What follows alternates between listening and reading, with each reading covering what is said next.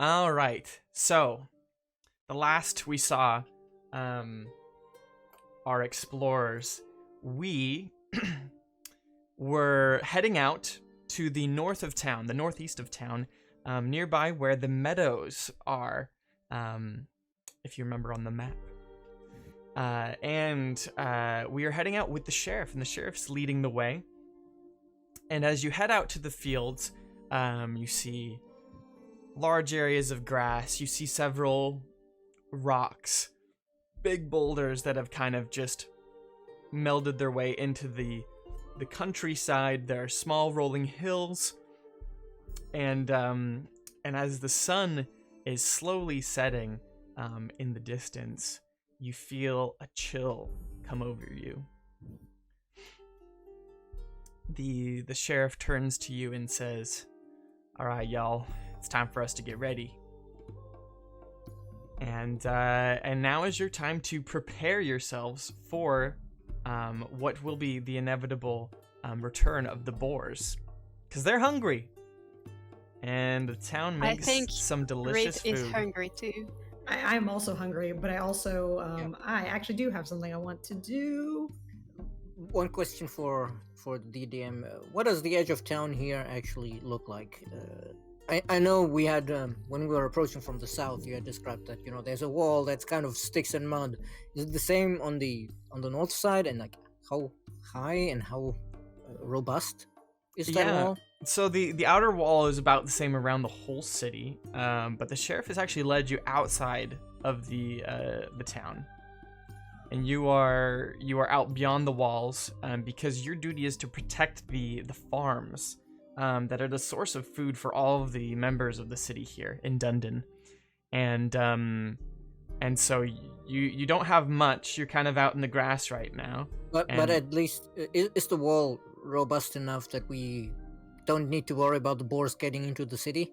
The boars will probably not get into the city, no. That would be a much harder task for them. Yeah, exactly, because then we don't need to worry about any of them getting past. That makes it easier. Yeah. You're going to be hopefully getting their attention and doing what you want to do with these boars. But anyways, as the sheriff starts setting up some things, he starts getting out some guns out of his bag and starts cleaning them, lubricating them, making sure that they're in working order, making sure he has enough ammo ready. I tried to come and help checking the ammo, just in case. Oh, how's it going? Just, making sure everything's ready.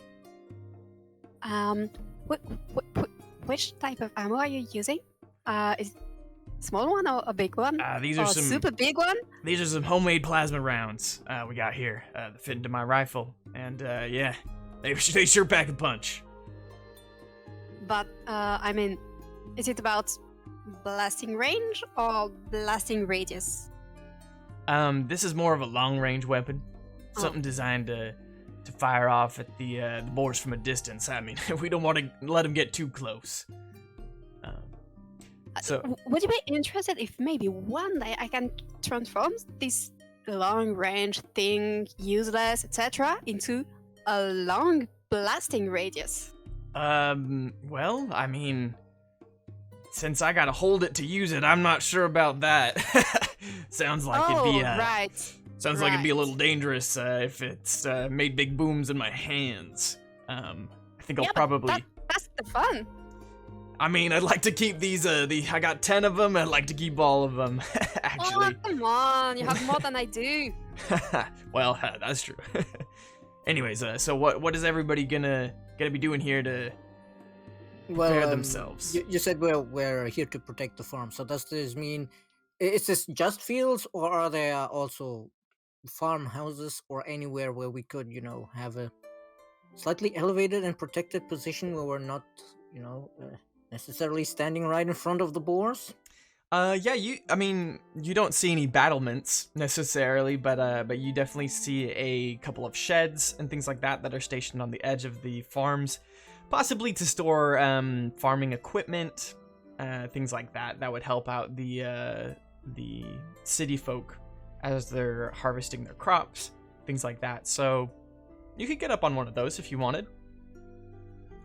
Yeah, because I think, for the less massive characters among us, it would probably be wise to be out of reach, and so especially thinking of orphan BAK, because the boars are possibly bigger than them, and then obviously we'd want to place their mines somewhere in reasonable distance away from wherever we climbed up to make our stand, so that ideally the boars should get shocked just before they get into good shooting range. Sounds like a good idea to me. How many of you would like to try and climb up onto this shed? I will be interested into maybe not climbing because it's not my best, but at least getting some cover. Okay. Yeah, I mean, you can also check if some of the sheds have a window. Yeah, I mean, you can push up some things up Rith to the can edge. Climb someone up there. I actually have a climb speed, so I can just climb. So I can always put someone up there. But Rith won't be going up there. These are sheds. Are you sure they would carry you if you climbed up there? Same I for don't know, me. DM. I'm gonna say no. I don't think the shed can Okay. handle a full Yeah, Craver body I think on the top. Unfallen and Craver are too Always heavy to be say- on top of the shed. I wasn't gonna stay up there. I You can don't know carry someone up there. until And then... you've not exploded it. So you can try. But I mean, I would at least suggest Rith help BK up onto it. I should be able to get up myself since I'm fairly skilled at climbing. The thing is, if you want me up there, I mean, I'm not super big like some people like you. I'm just normal sized, so it may be a bit high for me to down. I mean, I will give it to you that if Rith wants to chuck people up there, that they can do that. Let me throw you up there. Yeah. However, Whoever. I think I have a slight problem of weight, because I'm like a robot and I maybe 300 to 400 kilograms, so maybe the shed will just crash down. I don't know. 300 to 400 kilograms? It's all iron, so Damn, that's a chonky robot. yeah. Okay, well, I mean, Yeah, I think the only I'm people gonna say who can reasonably climb up on the sheds are Rabia and BK. yeah, I can't climb, but I would love to ride a Wraith propulsed new flight experiment. I mean, hey, if you all want to do that, then you go for that. Anyway, while our explosive expert and our forearm healer are sorting out how they want to handle it, I will try to get up onto the or a shed. I guess our fans will shout praise the shed. So I'll be rolling for athletics and let you know what I got. Okay, perfect. So BK, where would you like to put your mines? Oof, I Um, got a 6. I think I fell off the shed immediately. So you get a 6 in athletics. Would you like to describe to us what happens as you try and clamber up on this shed? Well, I think probably I'm trying to get up the side and I'm misjudging the hold I can get, and it's maybe the metal is smoother than I expected and I can't get a grip, so I slip and fall back down, probably land on my arse, but Do you obviously have any with choice words? Choice words as you fall? and yeah, but obviously with a roll that low, I didn't make it far enough up to hurt myself. Fair enough. Fair enough. Would you like to accept help from Rith? A little boost. Yes, certainly, please. Rith would help. You need me to roll something for that? I'm just gonna say that you can assist. No, yeah, Um, assist is just I get advantage on the roll, so I'll try again. Yeah. and with advantage, hopefully this time it'll work.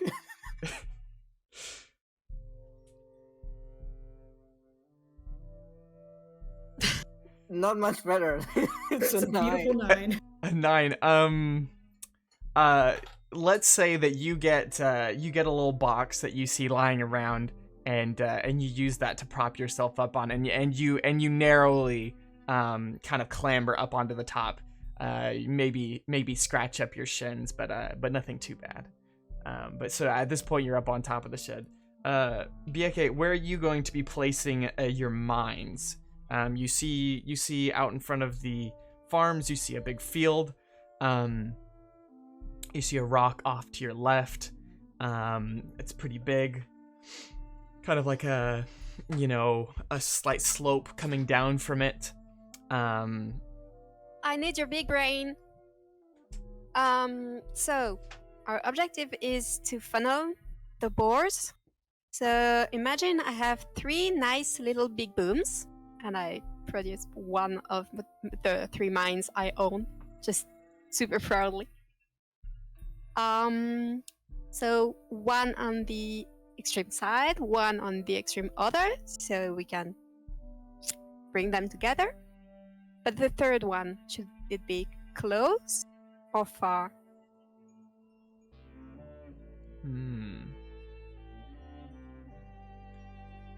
It's up to you, but I think one on the left, one on the right would be a pretty good idea.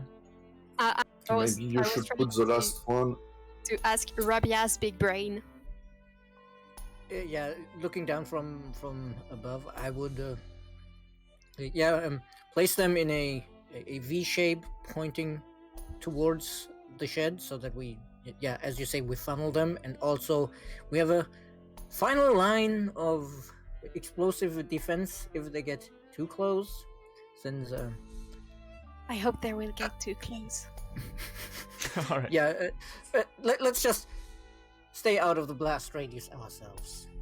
Sounds good. Well, while this is going on, I'm gonna. Rith pulls out a shield and what looks to be something like a mace, and she taps her shield, and it glows gold for a split second, then it turns red, and I've cast light, so all of us without dark vision can see around us. Awesome. So you cast light, and everybody looks out onto the field, and it's almost as if you're seeing it during the daytime. The shadows are lightened, and you can see off in the distance almost like a small little cloud of dust. And you think, I think the boars are getting close. We don't have much time. So Alabraxar, what are you going to be doing here as you prepare for the boars' attack? I think probably I'll wait for Bieke to put its mines. And I don't have the choice. I need to be close to the boars because I just have a mace and I don't have a ranged weapon. So I need to approach them. I would suggest for Rith and Alabraxa, since you're both big melee fighters, to kind of fill in the gaps, so to speak, in the V. Position a bit to the right and left of the final defense mine and a little forward of it, but still far enough from the initial pair of mines that, you're not in any danger from them going off. Oh, come on. I mean, it's just something like you don't wear too many metal parts. I mean, there is no risk or secrets that I'm could be... pretty sure Rith cannot take off the metal parts she's wearing. They're kind of part of her. Got bioengineered augmentations. All right, good plan, Alabraxar. Vito, sounds like you're not getting up on the shed. What is your plan as you prepare yourself here? As it was asked before, does the shed have any windows? No windows that you can see, no. Okay, it's made of wood or it's metal? Yeah, it's a wooden shed that you see out here. It looks like they store equipment, farm equipment in it. Okay. Then I will just try to get some of the tools on the shed and try to place a barricade in front of me. I don't know. All right. Yeah, just I guess ram them into the ground, Yeah, leaning that's slightly it. away from you, like a Kind of like a pike line or something. kind of like a pike line. Yeah, exactly. Okay. Except I think the farmers would be a bit annoyed if we lopped off the tops of their spades and sharpened them. That sounds like something that might come with repercussions if you destroy their tools. Alrighty. Looks maybe like on the eve of battle, Rith has started to take a nap. As Rith gently falls off to sleep, you hear. After propulsing me on top of the shed. Yes. Would you like to do your roll with advantage on to get up on that shed? I would love to succeed. Is it gonna be? Oh my god, athletic on my Athletics. little Yes. stuffin. Okay, What do you have for athletics? Oh, I rolled a 20. All right, you just run up to Rith, and Rith just like double hand launches you up on top of the shed, and you just land with like poise, like Black Widow up there, and you're just straight up on top of that. All right, cool. As we are transitioning into the battle sequence, I'm gonna change the music over here to some combat music. All right. So I need everybody to roll initiative on the horizon. You see as two boars are charging towards the city. You can see a cloud of dust coming up behind them, and you can see a yellow glint in their eyes as they are frothing at the mouth, and they're charging towards you. So we will do an initiative roll. Where is it hidden in the character sheet? Right at the top, you have your initiative, and I think if you click on the actual word initiative, it should roll. Yep. That's it. Oh, we have a net 20. Oh gosh. It's not mine this time. Okay. Yeah, it's Alright. a 22 for me in total, so fairly sure I'll probably be going first. Okay, sounds good. Can you all see the rolls that I did? Yep. Oh, sorry. Yep. 2 rolls, and one of them being a fumble. So I just hope one you're gonna use is this one. All Oh, right. The first roll was unintentional. So we have an 18 and a 17, which means that let's see who goes first then. So we have Rabaya going first. And then we have what would be next would be the Hervé, I guess, Alabraxar. Okay, and then we have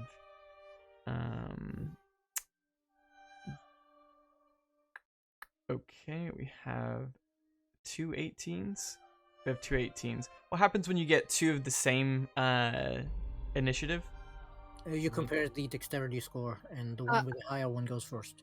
I'd say the game master decides. Okay.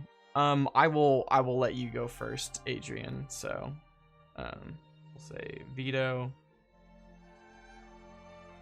Baby boar number 1. And we'll go next. And then Bieke will go next. With the... Oh, sorry. No, actually, you got a 16. The other boar got a 17. Okay, so... So both of the boars will go at the same time. And and Rith got an 8. Okay. Such a good roll. I mean, she did fall asleep waiting for the food to show up, so... I mean, hey, that's canon. And does it matter when BK goes? The mines are already on the field. Honestly, as a cleric, it's better I'm going later anyways. Yeah, Rith can heal everybody up after you get smashed by these 2 boars. All right. Let's go, Rubias, your turn. Yeah. So let me describe the far- battlefield. Yeah, exactly. And So I want to get an idea of how far away the boars are. the boars are running side by side, pretty close together, and they're running directly at you. I would say they're maybe 50 feet away at this point. You can hear their footsteps pounding against the dirt.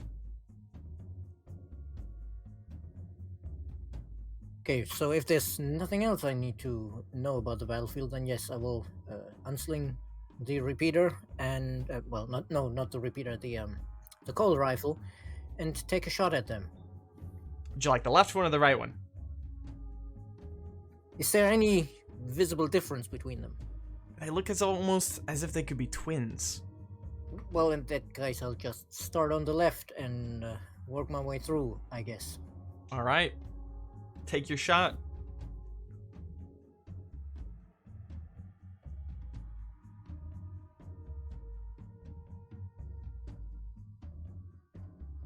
Sorry, struggling a bit with the Roll 20. sheet right now. No, you're good.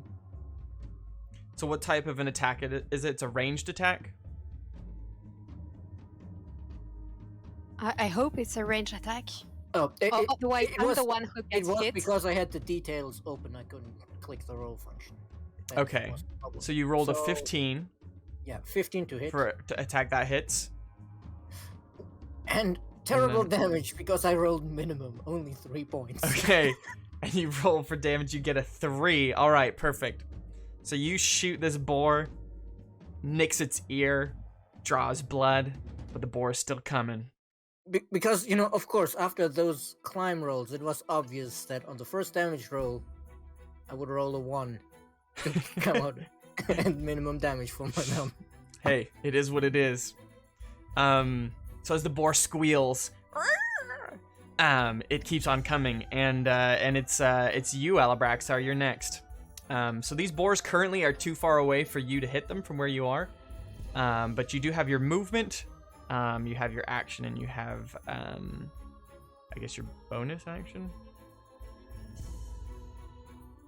Well, I have to get close of him. So, And do remember that the mines are still out in the field. So I showed everyone where I put them, just in case. yeah, you know where the mines are, but you know that if you go out into the field, you run the risk of being there when they explode. So if you want to rush out to meet the boars, it might be a little bit dangerous with the mines. I mean, they also have the option of just readying an action of saying, if the boar gets close, then I whack them. Yeah, of course. Yeah, so maybe I should wait for them. That'd be good, yeah. So you can ready an action, which basically means that you prepare yourself for the next turn, and then you do that attack with advantage, I believe. Or you can specify a thing that you want to happen. Yeah, So, exactly. like, the boars come in range, and then you can take your turn. It's like a trigger. Okay, perfect. Is that what you'd like to do? You'd like to ready an action? Yeah, I just wait for them to be enough close of me.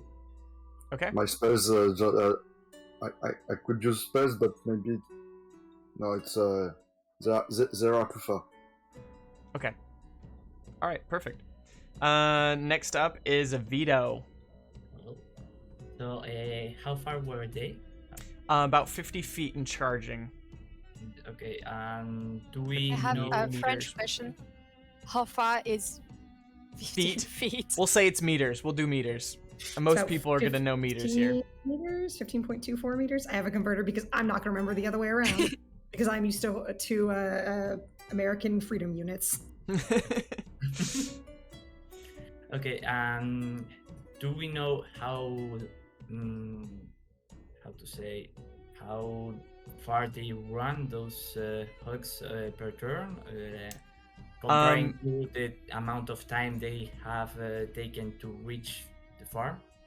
Yeah, they can. Their speed is about 40 feet. Well, we'll say 40 meters per turn. So next turn they will be almost right at you, ready to attack.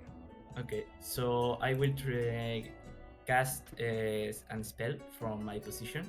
Okay. I will cast Grace. So you see Vito starting to glow from all of his mechanism and starting to absorb some kind of magic. And at a single point on the battlefield, kind of like where the boards are right now, 10 feet in front of them, a black matter start to emerge. So it seems that the boards have to make a dexterity throw to verify if they fall prone, and otherwise any character trying to move into the grace, that it's 10 meters radius, or 10 feet radius, they will have a difficult terrain movement, so it's kind of the double cost of each action. I have a super important question for the Dungeon Master. Yes. Is it explosive? And can it burn? I'm It gonna. used to be flammable in 2nd edition. Now it's up to the DM. I'm gonna say that the grease is going to be mixed in with dirt here, so Oh. it's gonna work for a traction thing. But I'm gonna say the dust is billowing all around. It's probably not gonna be the best for burning. You Not at cannot this point. put them, sorry. Also, Cooking just the saying, boar I'm still pretty might- sure the farmers would not be happy if we set their field on fire. Yeah, but it would be fun.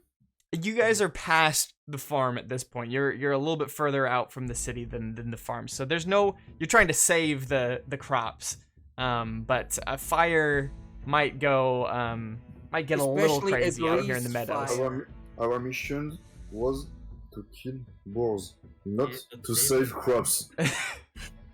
Kill the boars to save the crops, right? Okay, so this grease spell, you just do it. It just Yeah. happens. That's it. Okay, cool. All right. Well, you launch your grease out into the field. The boars see it and they're kind of like, but they keep on coming. All right, awesome. They do not need to make a saving throw to verify if they fall prone or. If Right, they that's if they right. enter it, right? And when to appear each. No, it's when Yeah, it appears. if he cast it so that it appears under the boars, then That's they it. immediately need to make the save. Okay. Cool. Yeah. Oh, because you do have a 60-foot radius on that. Yep. Or 60-foot range, excuse me, a 10-foot square. And we'll say yeah, they're within 10 feet of each other. All right, so we need a dex throw. Yeah, and the save is 14. If they go above or equal 14, they. All right, there's baby boar 1 and there's baby boar 2. Okay. Do they save or not? Oh, you guys can't Well, the see. first one had a nat 1, I think. Yeah, the first one rolled a nat 1 and the second one rolled a 15. But I can't remember how to turn it so that you can see it again. There's a toggle in the top left of the character sheet. Yeah, I'm trying to find the toggle. I made everything smaller, so now it's a little bit harder to find. I guess the one that made a nat one, the one that got hit. I mean, Mhm. it got hit, so it winces, and it didn't realize what's happening just beneath its hooves. Yeah, because all the action are kind of simultaneously happening, so that would be. That's a good question. Okay, there we go. I set it back to oops, I did not want to press that. I set it back to public. There we go. Okay, cool. So one of the boars is successful in the saving throw, and one of them is not. Does anything special happen because it's a nat 1? It's entirely up to you. Usually Right. not, but It's a very greasy boar. It's very greasy, and it just slides on its belly, and it's just like. And does it mean it's a bit more sensitive to fire? Yes? Is it inflammable? I would I would Just say that slide into a mine? I would say like- that it's probably gonna just kind of be covered in grease. I don't know how effective grease mean- is to a boar. It doesn't One need step hands at a time. or anything. Step 1, boar. Step 2, grease. Step 3, fire. Step 4, lunge for wrist. I will. I will say Some maybe barbecue. it'll take more damage from fire at that point. Boar flambe, exactly. Okay, cool. So that happens on your turn, and then the next turn is boar 1 and 2. In my turn, I also do a bonus action. Okay. What would you So like to do? I will do my cantrip finger guns. Finger guns. Yep. So I That just sounds fun. put my fingers like, hey, beware. And I prepare myself for the next turn where I can use my action to simulate as if I were shooting guns, and then the magic happens. This is a crazy attack.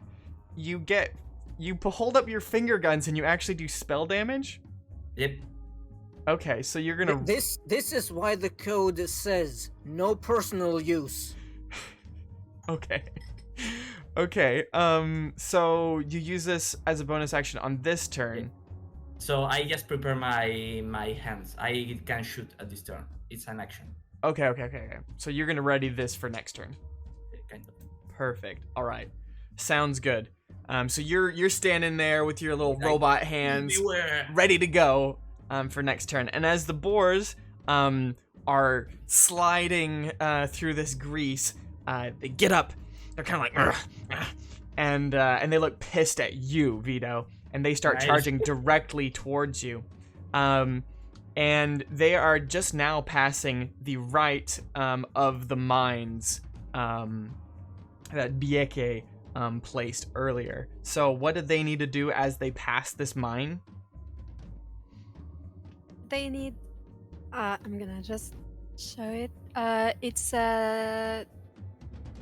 So a they need to do saving a throw saving of throw. 14. A If they 14? succeed, they only take half damage.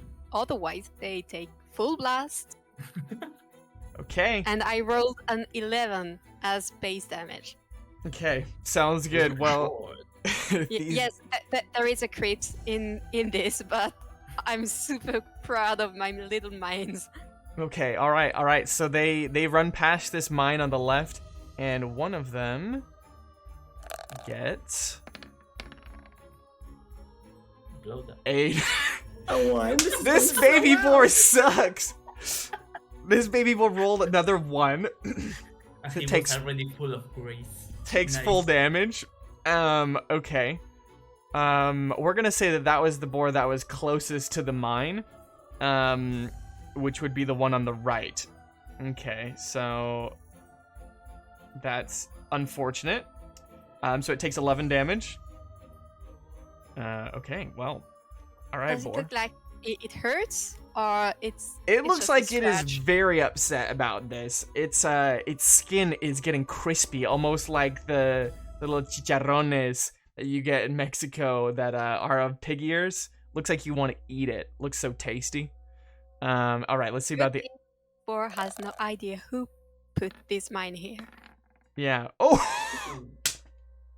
Okay, the other boar rolls a nat 20. So it only takes half damage. For that gets rolled- rounded down. So rounded it'll down be to 5. Okay. All right. -5. Okay. Perfect. And how far do they move in this turn action?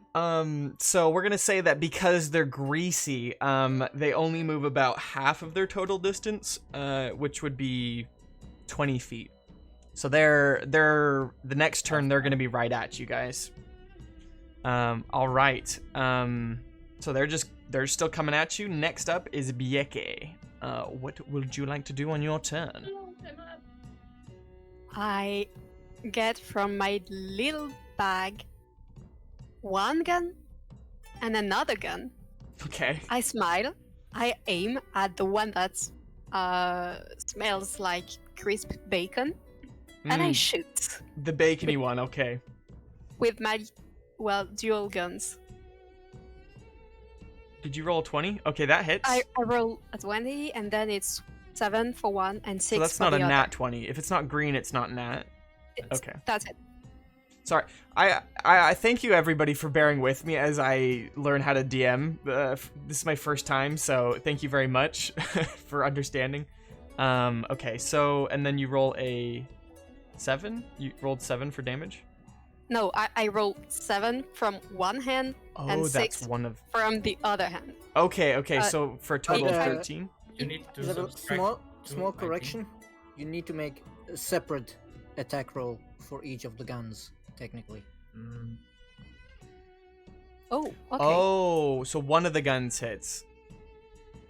Okay. I mean, we can with this one we could just use. Are it they as a separate weapon. weapons, Yeah, no, there's separate weapons, and if you use, or is it a Two dual repeater weapon? she put it it's- in as dual repeater in her. it's a gear, I dual. think. so I just So copied it's 2 pistols. the database. So Okay, the second hit, the 6th one, actually gets a -2 because Still- it's the second. So that's why it's a 6 and not an 8, for instance. Okay. So how much damage total do you both of them hit? So how much damage is that? Well, it's 7 plus 6, I guess. Okay. So 13. Big Okay, booms. we're saying okay, right, I get it. Cool. Bacon? All right. Yeah, 13 damage. You see this boar is looking messed up. This boar has holes in its face, blood is coming out, and you see almost like a yellow glow to the blood that's glowing in the night. As this boar is just like, and it's just coming at you still. Alrighty. Minus 13 there. Okay, Rith, it is now your turn. All right. The one that has been getting beaten up the most. Rith is going to point at it with her mace, and she says something, but it's in Craver. So unless you guys speak Craver, probably don't know what she's saying. And I am going to cast. Let me find my sheet. I'm casting Sacred Flame, which is not actually fire. So we're up to step 3. Well, it's actually taking radiant damage, not All right. fire. But DC 12. You said dexterity save? yep. Okay, so they need to do a dexterity save to. Just that one, yeah. Okay. This is baby boy number 2. Oh, so many dex saves. It gets a 4. It can enjoy that sweet 6 radiant 6 damage. radiant damage. Oh my gosh. Which Okay, let me. It also glows kind of gold colored.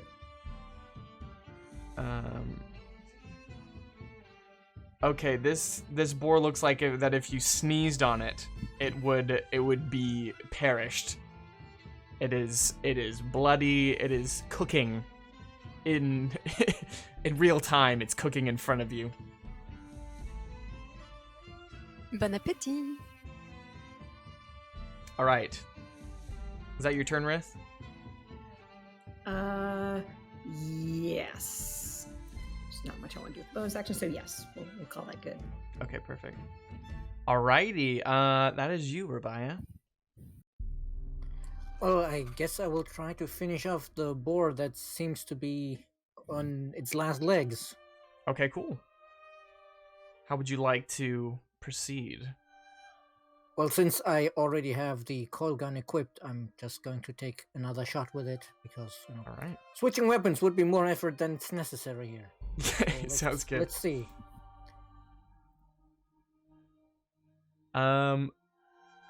Okay. So if it's Yeah, the now I same roll as good damage, but is 11 enough to hit it? so it actually has an armor class of 11. This natural armor on the boar, Then I it guess. is just barely enough. Okay, to so that hit. counts. Okay. Yes, then it hits. And would you like to describe as you shoot this boar into oblivion? Well, is that enough to shoot it into oblivion? This boar is going to die from this shot. Yes. Then yeah, with that kind of damage roll, I probably after the first shot that was so narrowly whiffed, I adjusted a little more because obviously unlike everybody else here who seems to be using more like plasma weapons, the coil gun is an actual projectile weapon. So being on a different planet, actually has an impact on how it shoots.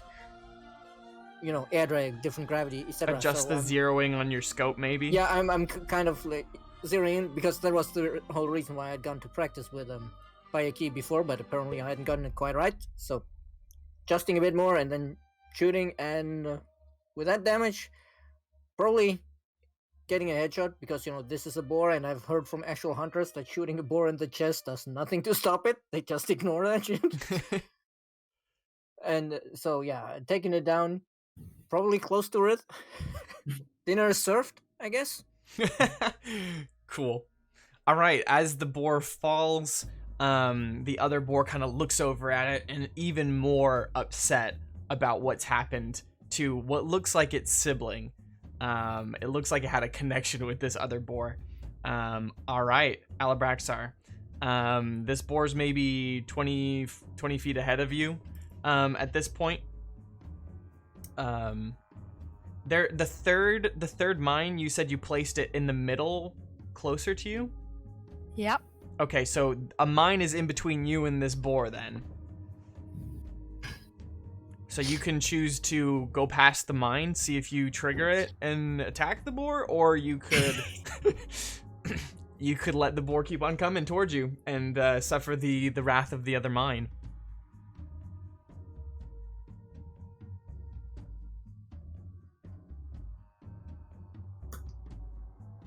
Now,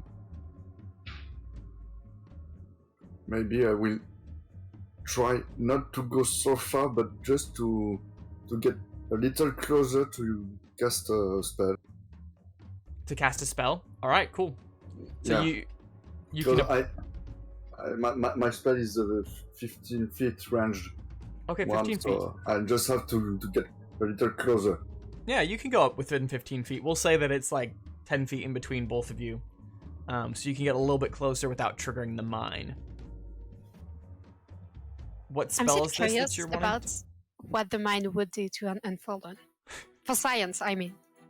I mean, somehow I can't imagine Alabraxar would be super down with being your test subject. No electrocuting other team members.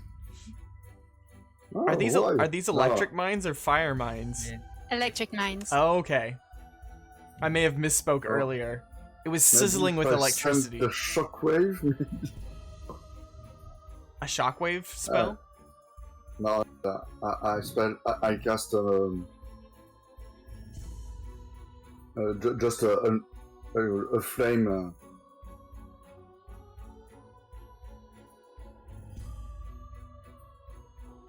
Produce flame.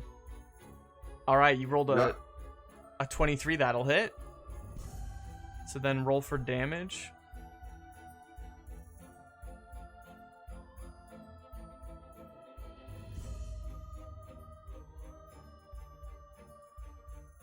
I think we have a macro issue here. Yeah, something seems to be broken for me as well. Yeah. Do I need to reload the game or something? Now we can manually find the damage. Okay. Silver Luke, we don't have a battle map. We're not using a battle map right now just because I'm super new to DMing and I didn't want it to be super complicated. So. Roll one. It's 1d8 fire damage. You can just roll a dice from the top left. If you just pick a d8, you can just manually roll the dice. If you want. Which one? Which dice? A d8. The 8-sided dice.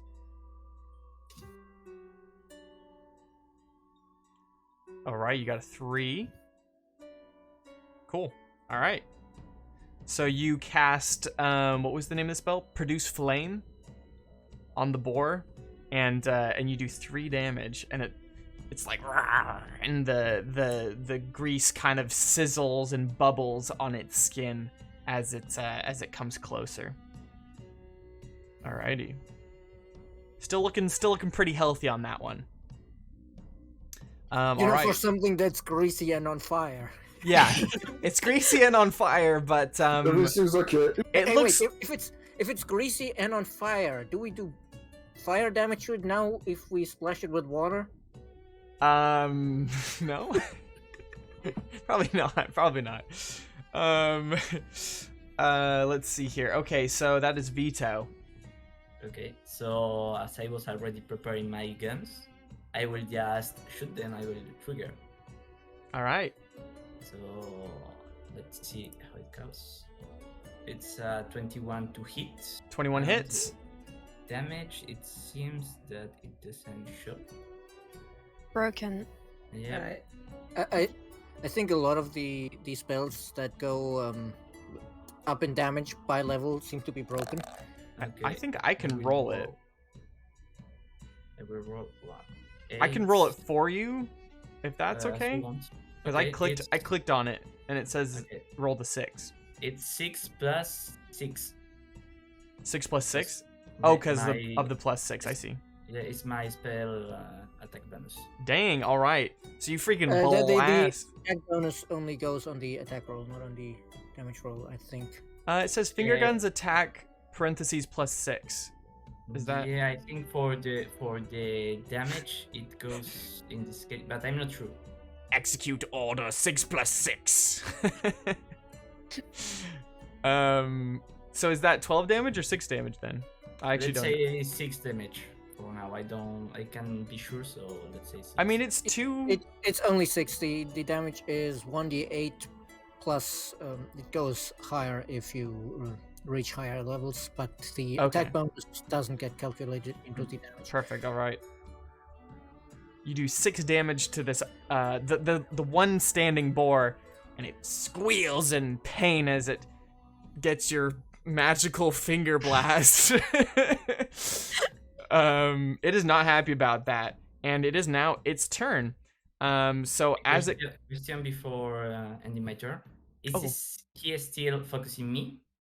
this boar wants you real bad. Can I run?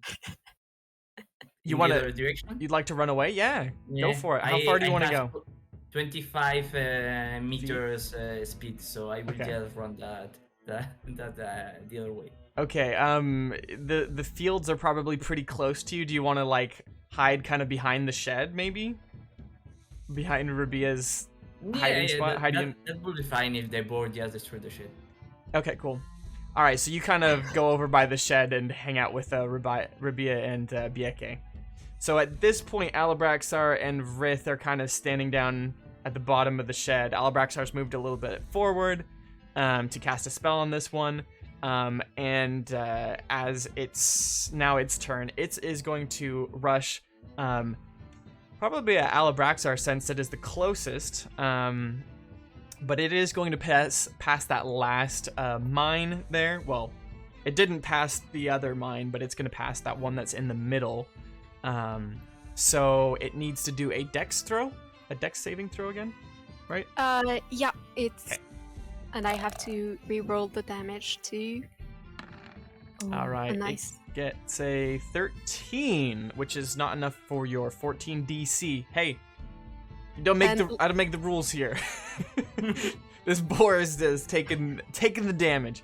All right, so that's a 12 lightning damage. My gosh. Let me do some math here real quick.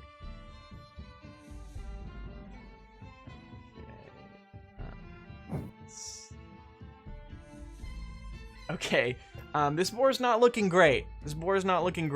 It looks like it's hanging on, maybe not by a thread, but it's looking pretty messed up, and it's sizzling. You can see little bits of like lightning crackle around its ears and maybe in its eye a little bit, as it's been electrocuted twice now by your mines. All right. So then, as it comes through that mine, it is going to do an attack on Alabraxar. And it is going to use its charge attack. So let's roll for that. I believe. Oh. Okay. The action is called Tusk. It's going to slash you with its boar tusk, which is the first time that any of these boars have actually made contact with you.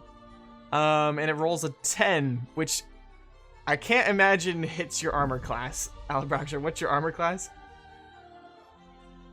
13. 13. Cool. It tries to get at you with its tusks, but you kind of swat it away with your big tree You're hand. still a big tree. You're a big tree, and this is a big boar, but you are still handily smacking the boar out of the way, and it kind of veers off to the side as it narrowly misses your tree trunk legs. All right, that is Abieke. Okay, so I'm gonna check if I can shoot at this range. Okay. I You think can. I Yeah, can. What's the range? I don't know how to read it. It's short range, long range. If you're within short range, it's a normal attack. If you're past short but within long range, then you have disadvantage. But they've been within your short range from the moment they showed up. So Yeah, they're very close. Okay. Give us an attack roll. The thing is, if I do that, I risk losing one of my guns because they have to cool down. Okay. So I'm just gonna look at the explosions and being proud of my little minds. All right. Would you you just want to stay up on the shed then? I'd like to say that I'm passing my turn this turn, but I get ready in case a boar decides to destroy the shed to go down. Like, be ready to go down. Okay. Cool. Yeah. All right. Well, you ready in action, I guess, for next turn then. Cool. All right, Rith, that's you. So the other one's nearby, so Rith is going to just book it over to that one, and she's going to club it on the head with her mace. All right. The Craver runs over to this boar and takes a swing. 21 will hit. Roll damage. An 8. All right, let's see. This boar's skull just crunches in the middle as you smash it over the head with your mace, and as it stops moving, you hear this death gurgle as it goes, and baby boar number 2 is dead. As you smack this boar, you hear kind of like a rumbling sound, and you Mommy's angry. and you see that big old boulder that you noticed in the field a while ago. You almost notice it moving, and as you look closer, you all have been cast light on you, so you all can see in the darkness that as some grass and some dust falls off of this boulder, you realize this is a boar that dwarfs the other boars in size. It is more than twice the size of the other boars, and it, as it kind of shakes off the dirt and grass that it's been lying in, it looks over to you and tries to figure out what all the noise is all about. Doesn't look super happy to be awake, and as its gaze falls upon these two burning, sizzling pigs, one with its head cracked in two, it realizes that its two babies have been murdered by you 5, and this boar is upset and it wants to fight, and so it's gonna start charging towards all of you, and all right, that is you, Rabaya. yeah, that is concerning, the giant boar. So it's about the same distance away as the others were when we started this fight, or is it further yeah. away? Yeah, it's kind of off to the side. It's towards where the mine is that hasn't been exploded yet. Okay, so he's on the right side of the battlefield. That's it. This would be on the left, On the left. Okay. right? Because we've exploded the left and the middle mines. Yeah. Unless I'm think so. mixing up those two, and it was the right and the middle. beware, because the grease is still on the field. It stays during 1 minute. Okay. I'm gonna say that this boar is off to the side and isn't in danger of where the grease is. Okay. Yeah, I'm wondering if I should shoot now or wait for a better shot, because we saw how the first shot went. But I guess the sooner we take it down, the better. So let me take a pot shot at that.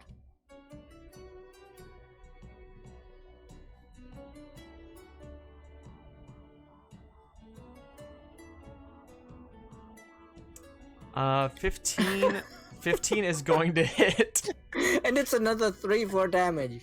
and you hit it for 3 damage. This planet must have insanely thick atmosphere that my bullets just slow to a crawl by the time they hit the boar. You take aim with your coil rifle, and you shoot it, and it's almost as if your bullet bounces off of this boar. You don't know what went wrong with that shot, but it just shakes its head, and it's just like, and I mean, given that we mistook it for a rock before, that thing probably has pretty thick line. it's pissed. It's pissed. It's coming straight for that shed. As it's charging towards you, Alabraxar, it is now your turn. How far from me is it? This boar has turned around and has started charging. I would say you're probably about 30 feet away from it. It's gonna be on your left. Is it possible for me just to move towards him? Yeah, By it? yeah, you can. The other mine is gonna be. Yes, the other pretty- mine is on the other side. It's of the gonna be field. pretty close. The boar is on the side of the field that does not have the mine exploded yet. So there is a mine in the proximity of the area of the boar. If you'd like to go attack it, go for it. I will cast another spell, so I just have to be at 15 feet from him. Okay, what's your movement? So I move towards him and I stop at about 15 feet.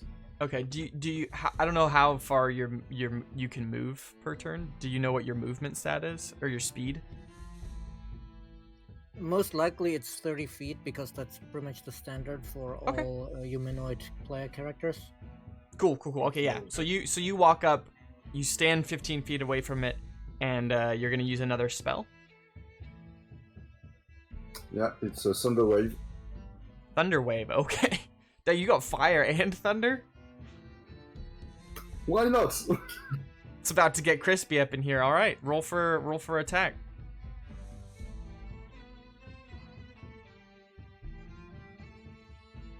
It's a DC 15 Constitution saving throw. Okay.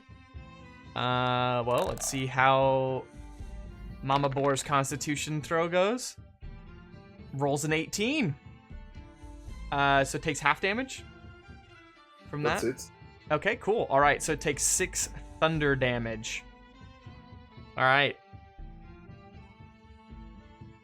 All right, so you just stand up there with your big tree arms, blast lightning magic out at this boar, and it grazes across the side of the boar and leaves this nasty gash in its side.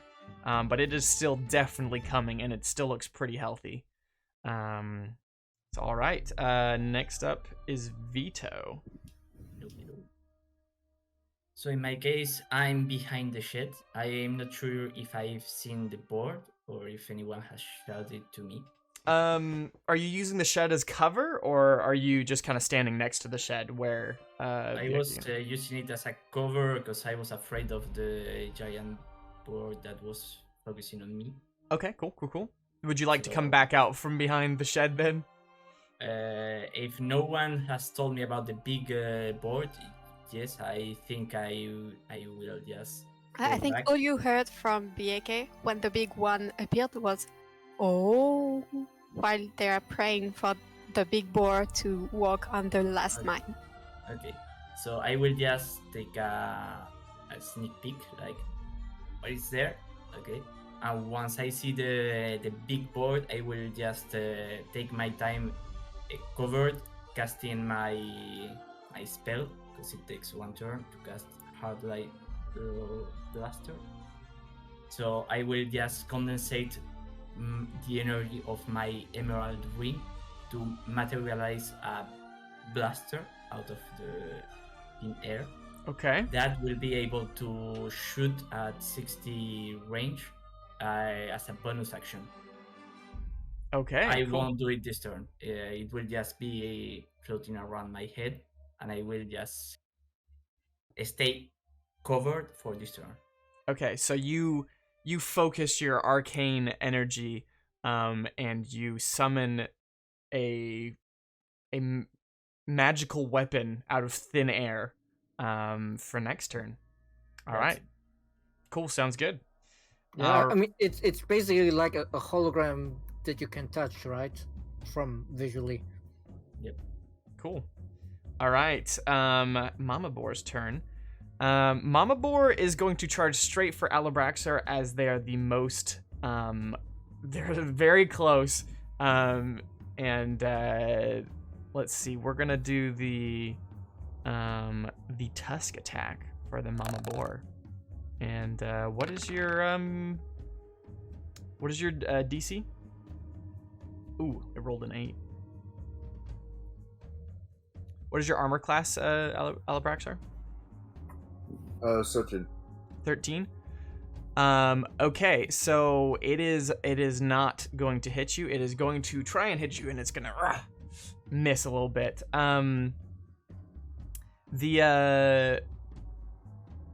Okay, the mine that you placed down, Bieke, we're gonna say that I guess probably would have ran into the mine prior to attacking Alabraxar. So I will roll for your mine as well. I will roll the mine's damage. To... Okay.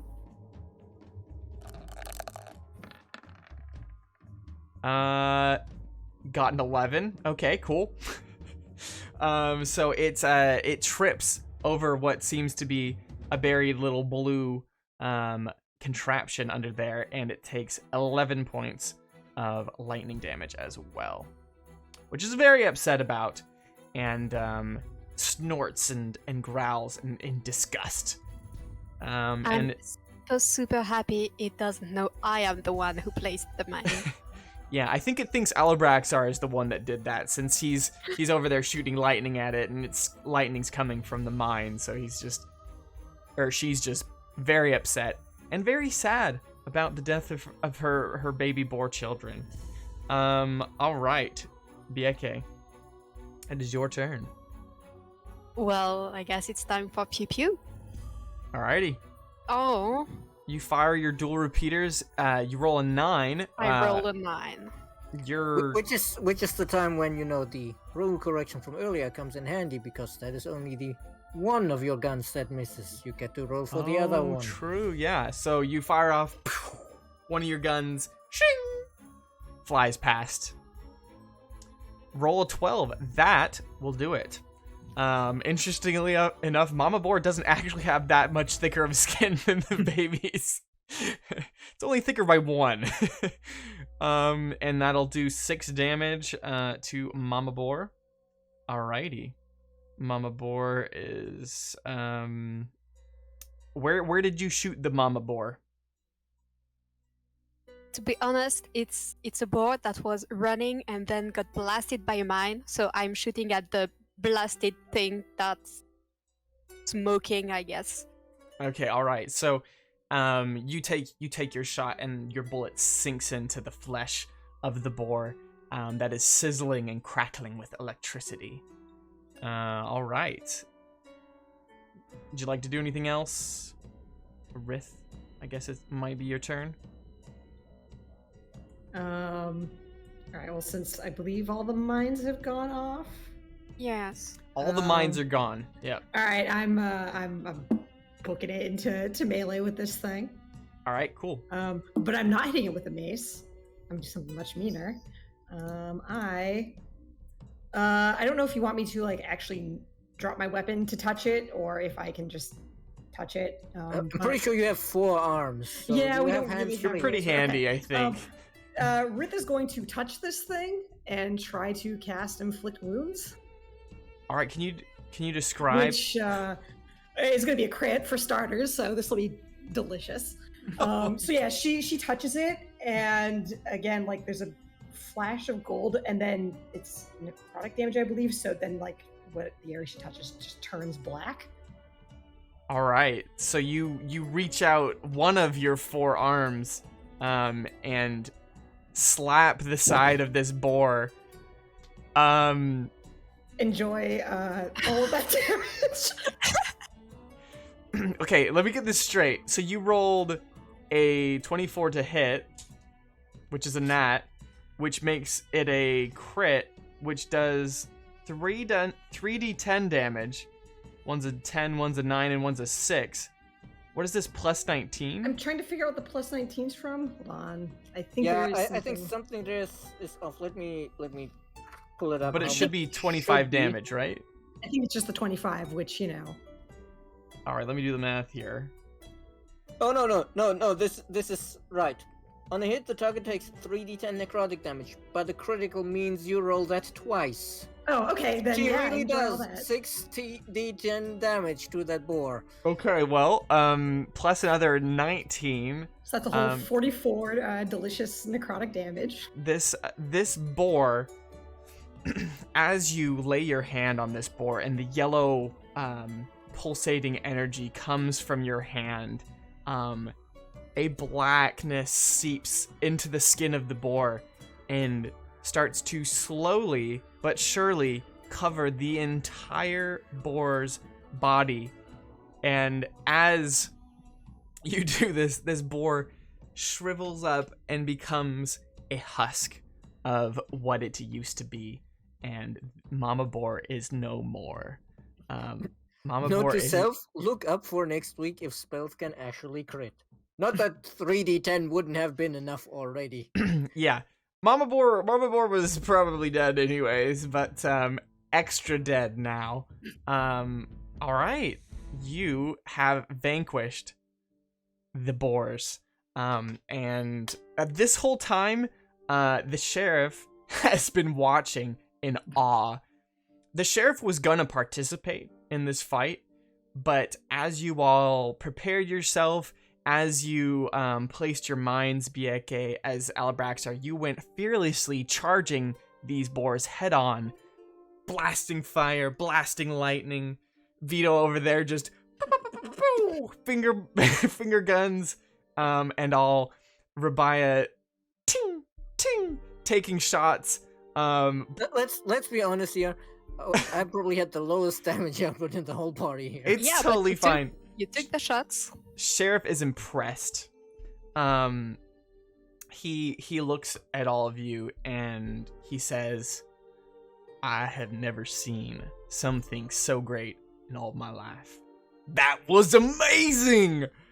And he's just blown away by your prowess in battle, and your bravery. And he says to you, I know that these problems here in our town are our town's problems, and you all didn't have to help, but I truly do appreciate it, and I know the townspeople will as well. Dang, that was so badass! And he just seems super excited. Rabia is going to sit down on the edge of the roof of the shed and, look at the smoking husks of boar. I guess the mama boar is more of a rotten husk, what with the necrotic sucking the life force out of the boar damage. And then, say, sure, we stop these boars. That doesn't solve your problems in the long term. I guess eventually you'd run out of boars, but that might take a long time, so we should really figure out where they're coming from and why they're coming here. Would you like to investigate the boar's corpses, anything like that, or? I have something way more important to do. I have to Okay. create more mines. All right, BIK's furiously just tinkering over there, making more mines. I'm I mean, gonna if grab they're electrical mines, aren't they like reusable? You just need yeah, to I'm recharge just them. gonna grab them and check that they were not damaged or anything, and restart them. All right. Just imagine I'm super focused on my mines for now. Okay, perfect. You're totally engrossed in tinkering with your mines, making sure that they're ready for the next battle. Unless someone stops it, Rith is going to walk over to just like grab the baby boars because I'm gonna eat those later. Does anybody want to stop Rith from grabbing the boars? Rabia is going to jump from the shed because presumably the shed isn't so high that jumping down you can hop will down. be dangerous. You can hop down. And go over and say we may want to take a look at those before you eat them. Whatever is up with them might not be healthy to eat, even for a craver. So Rith would you? just stares. Can you give me an investigate check? Everybody can roll an investigate check. We'll see. Even me? Except for BIK. BIK is too busy. Oh, and I'm gonna try to look at my weapons because it's the very first time I was using them on the field. Okay. So the fact that they're heating up, I'm gonna try to fix it. All right. Sounds good. Got a 16 to investigate. Okay, we got a 16, a 19. 24. VA got a 20. Not nat, but a 24. All right, so as you investigate these boars, these baby boars, as the mother boar has been completely turned into black pile of crunchy flesh, you notice that deep inside one of the bullet holes of one of the baby boars, a yellow ooze is coming out from the hole. And as you kind of poke in there, I'm assuming you want to investigate, and so as you poke in there and you kind of get some of this on your finger, it shimmers and glows. And Just for the record, Rabia has been handling endless technology before. She's not going to poke bare fingers in there. She's going to put on rubber gloves first. okay, she puts on rubber gloves, and as you inspect this yellow ooze, you almost hear whispers in your mind, and you get the feeling that this is there is something to do with dust here. That something about these boars has been changed from their nature, and that they are stronger, faster, and bigger than any boars that would normally be. I have. So this is the $6 million boar? The $6 million boar? Maybe. What's that, BK? I have a question that only you can understand. Even though I'm tinkering with my mines and my guns, do I hear the whispers? I would say that only Rabia hears these whispers, as she's in the closest proximity to this yellow ooze. So it's not the kind of whisper I can hear without hearing. I would say no. Yeah, Rabia will, when she hears the whispers, scrunch up her face a bit and rip off the rubber glove and throw it down because, not having any of that crap with, voices in her mind, it's fairly clear that this is something to do with dust, and that's all she's going to find out this way, and she's not going to poke around more. And the other question that we need to solve, but which is probably not something we can solve at night, is where do they come from? So I guess she would suggest that the next day they should see if there's tracks they can follow to figure out where the boars are coming from, because clearly that dust is coming from somewhere. Okay, cool. Yeah, so you want to do that tomorrow when it's light again? Yeah, I feel, stumbling around in the dark trying to follow boar tracks sounds like a bad idea. Yeah, I'm not sure if the sheriff's too on board with that either. Rith, how long does that light spell last for? It lasts for an hour. But I also have the important question of, but can I eat them? You can try. You can try.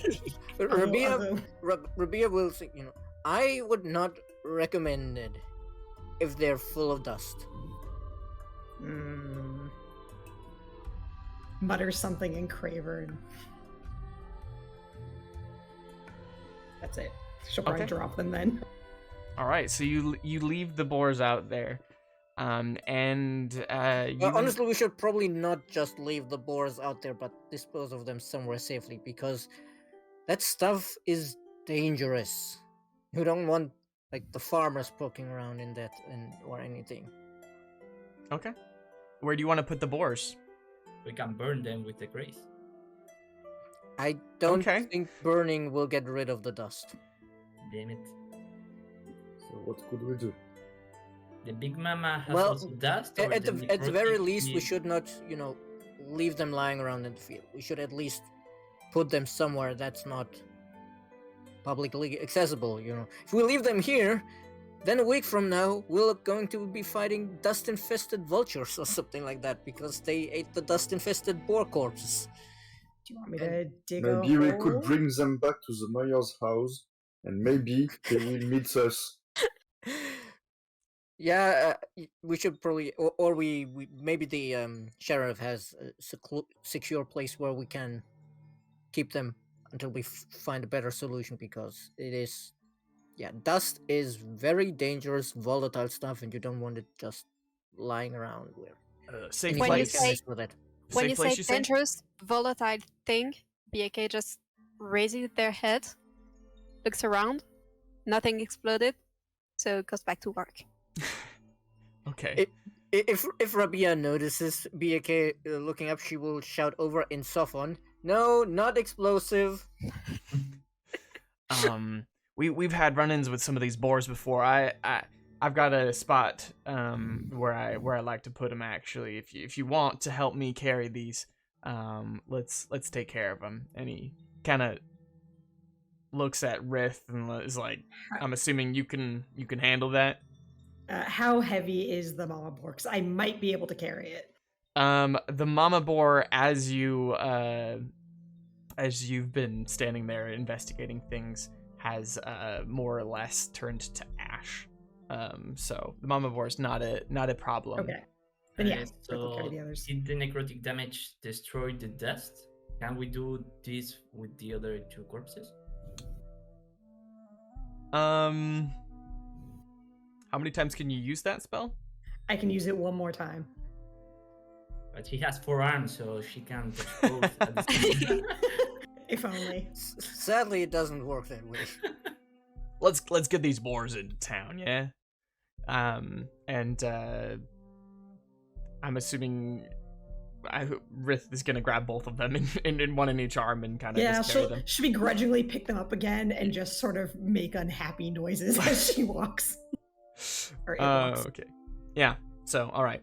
So as you all happy, craver noises, Rabia will run. We'll find you something to eat somewhere else. Perfect. Just in case, if you're leaving, Bieke is still sat on the ground. Until you're gonna wake them, they're not gonna move. Yeah, depending on where she's at, Rabia will either walk over to her or, as we're passing her, stop and, talk softly, not super loud, but say to her, probably easier to fix these when you have a proper table to work on. So let's head home. Great. And I'm ready to go. Perfect. All right. So as the sheriff and you all come back into the city, the sheriff takes you over to the jail where he works, and out back, something that you hadn't noticed before was a pit with kind of like a lid over it, and he's thrown several other boars into this pit before, and so Rith comes over and drops the 2 boars into this pit as well. It's not a permanent solution, I know, but we just kind of don't know what to do at this point. This has not been a problem that we've had before here in Dundan, but I'm so grateful for you all helping. That was awesome. But you're right. We do need to figure out what is going on here because this is not normal. And Sahara's always been kind of a mystical planet. There's a lot of ruins and a lot of mysterious things that we just don't understand. But it's never affected the wildlife like this before. So I'm counting on you all to help out. And if there's anything that I can do to help you, please let me know. Well, I don't suppose you would know anything about the ruins around here or that abandoned dig site in the northwest? Well, that's a great question. Pan over here for chat. The abandoned dig site up there, well, there used to be a lot more united empire here in the town, and that used to be ran by them. In fact, there's a ginormous... Rabia mutters under her breath, well, good riddance. In fact, there's a ginormous sewer that is actually, you can still see out there, that the United Empire jerry-rigged to work for them, which was pretty ingenious, I gotta say. That you can still see lying out there. But nobody's been out there for years. They left a long time ago, and you probably noticed a couple of the people that are left, obviously the mayor being one, and our good old Starport admin, Riley. It's kind of a jokester. Wait. They have a job? Who has a job? The one there on the starport. Riley? I mean, if you can call it that. He kind of self-elected himself to be head of all things starport operations, and it just kind of fit. You know, Gee, that doesn't sound familiar at all from other Imperial worlds. Yeah, I mean, they could be a bit of a pain in the ass, but he does his job well enough. You know. But I have two questions for you. Firstly, you said they jury-rigged the sewer. Yeah, I don't know, somehow they did it. They programmed that thing to work for them. I don't even know where the heck they got it. Jury-rigging is a nice term for enslaving a sentient being. Well, I mean, I don't think there was much left of this sewer when they brought it here. It seemed to be... The other more important question really, though, is... Do you have any idea what they were actually digging for? To be honest, I couldn't tell you. It seems like it was minerals. They were to be honest, I don't know. Most of that stuff was taken care of by the Empire when they were here. I didn't really do too much with it. I stay here in Dundan and I take care of the city. But then your other... Because then, it might be worth them checking out for us eventually, because they might have been digging for ruins, in which case it is of interest for us. Or whatever they've been digging for might be related to whatever is happening here if they uncover some ancient stash of dust or whatever that now is, affecting the wildlife. That's a great thought. I don't know. I never really saw too much coming out of the mine. I mean, I know there's a lot of piles of dirt and things like that they have over there at the dig site. But I don't know. They were pretty secretive about what went on there. So it might be worth a check. I have heard a lot of stories about people going in those mines and never coming back.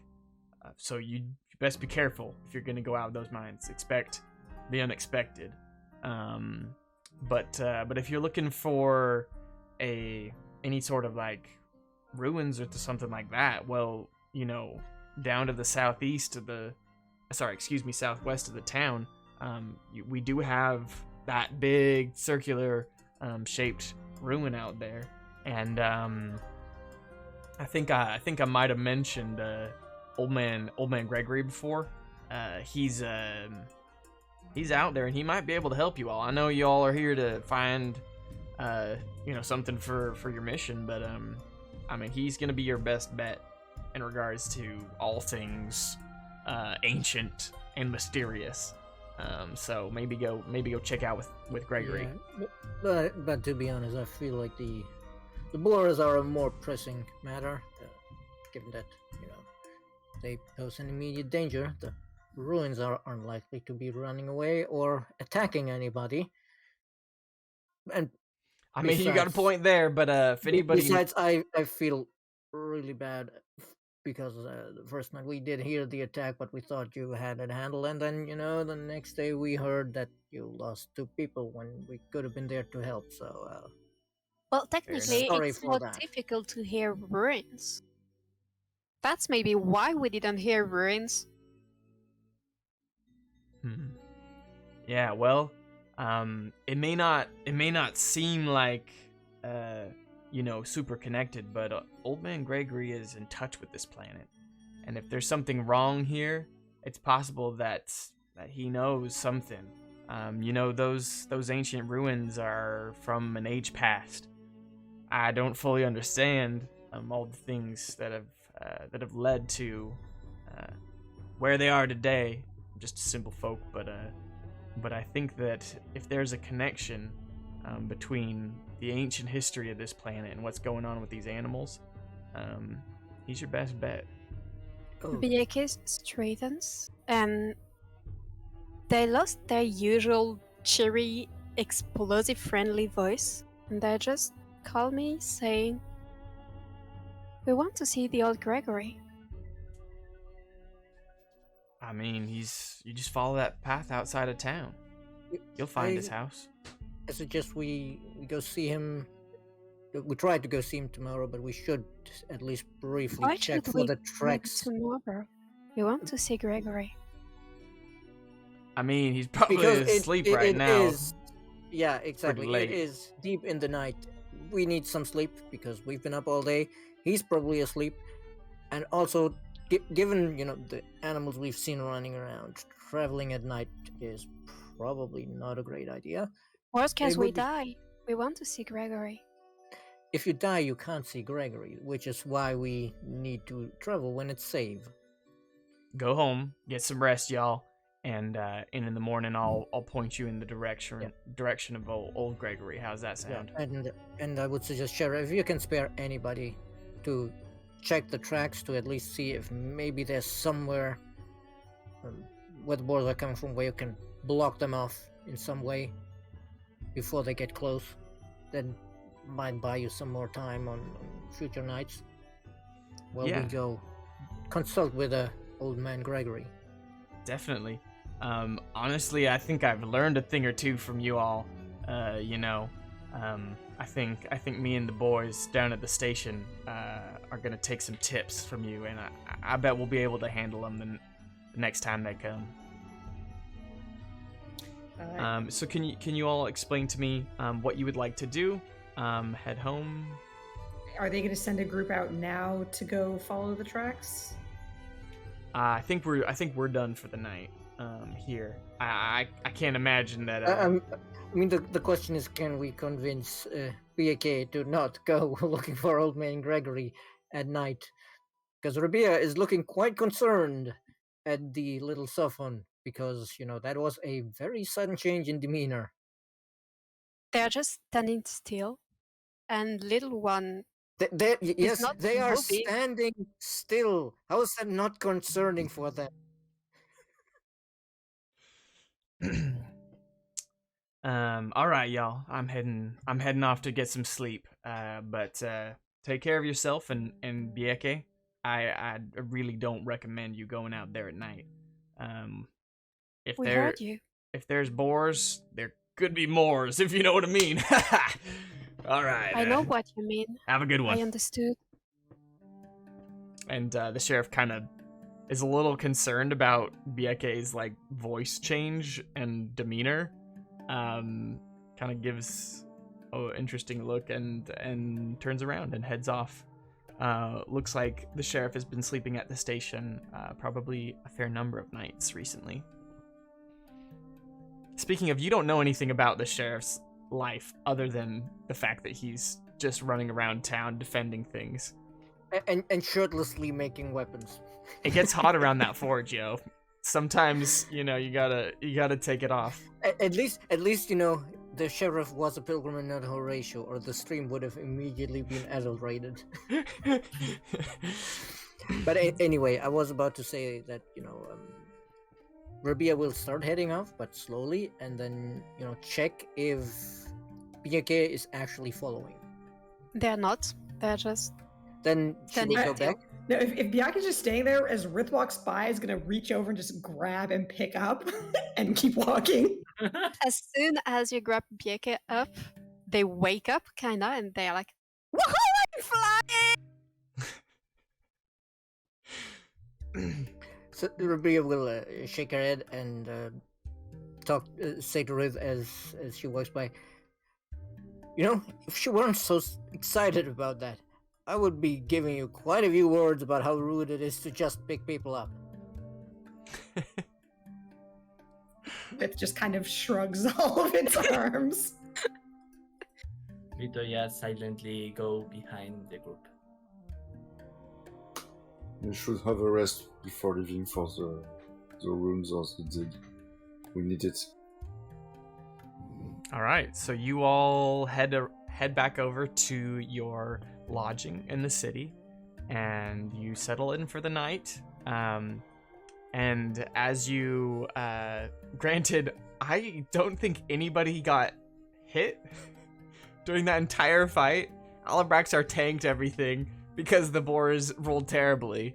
And the mines did a great job of protecting you, which is awesome.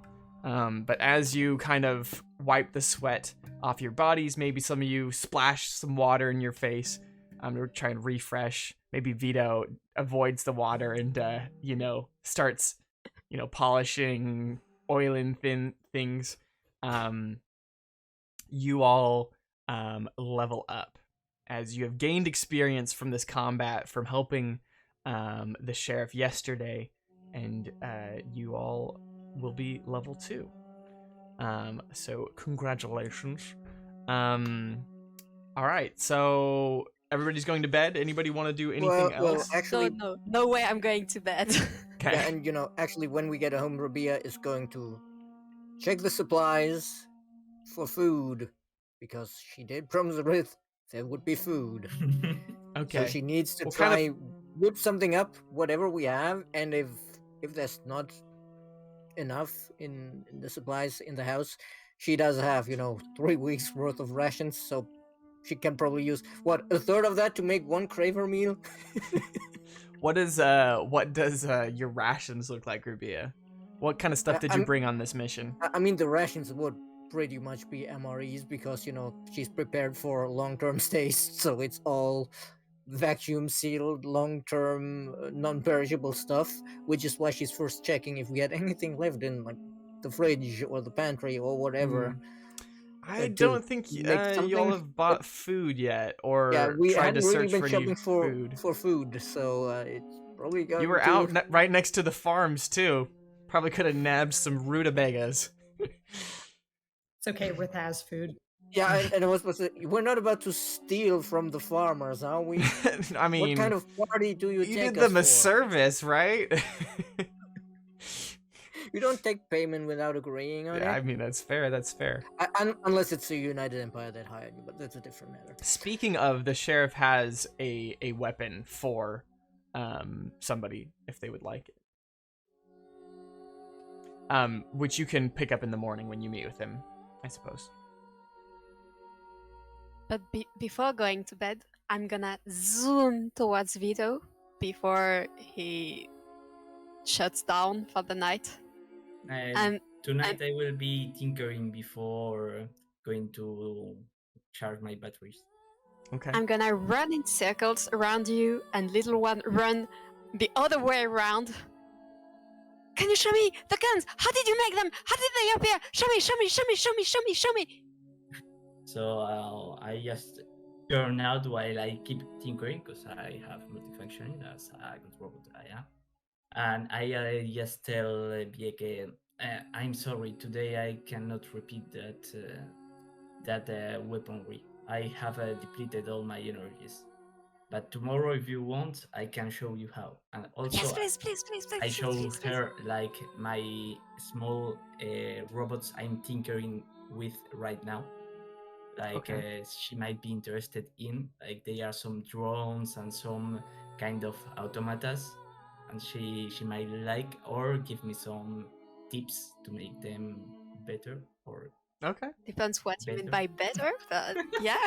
So can you explain to chat? You are a wizard, Yeah. and you can create automatons. So essentially, With my level 2, I will be specialized in automatons. So tonight I will be like kind of setting up for the next day, being able to deploy my gadgets. perfect. And I love and it. I guess we should, clarify that the whole automaton wizard specialization is from that dark matter Yeah. supplement that we're using. It's So not to definitely traditional not- 5e. yeah, it's not something you'll find in the player handbook. Yeah. Super cool though. I love it. So you're up in your room, you're tinkering, you're making your little automatons and preparing for tomorrow. That's it. Would anybody else like to describe how their night is going? I have a question for the DM. Yes. Are we gonna level up right now or during the Overnight, I guess. You're leveling up Okay. as you I'm not sure if Okay. leveling up happens in an instant or if it happens No, I mean I have to pick which gadget I'm gonna Yeah. have. Okay, perfect. Yeah. And I have to pick some new spells. Yeah. Don't worry too much about it, as I hope not. I mean, I don't know. Who knows what's gonna happen the rest of the stream, but I don't foresee us running into too much combat. Yeah, I think for a lot of us, the might need some time. the to- leveling up might need some time because I'm pretty sure I recall the gadget here at level 2 also getting some big prototype that she would technically need to build first. Okay, cool. Yeah, I again, first time DM. Thank you for being patient with me, but yeah, I figure after taking down 2 boars and a giant mama boar, that's more than enough reason to level up in my book. I mean, so we should also, of course, say, normally it probably wouldn't be, but given that we're on a bit of a time schedule here with only 6 sessions, we do want, it's a little bit of an to get a accelerated. little bit of leveling up done. Yeah, it's a little bit of an accelerated process as this is a streamed, campaign, I guess. So, all right, cool. Well, the sun starts to rise on a beautiful Dundan as you all crack open your eyes, as Vito's sensors detect sunlight. Bling! How does Vito wake up? I'm so curious. Do you just like he has sense the light or any noise that can disturb him because he's like in standby. He's not like really shut down. So he just like starts off his engines, all his mechanical engrenage it's just the running Windows sound, the ding. I was about to Yeah. say, pardon the terrible joke, Adrian, please, but automatons are clockwork. Obviously, he starts ringing like an old-timey. That alarm makes clock. sense. That makes sense. It's Thank it's just an alarm clock sound. Hi, Vito here. Happy to help.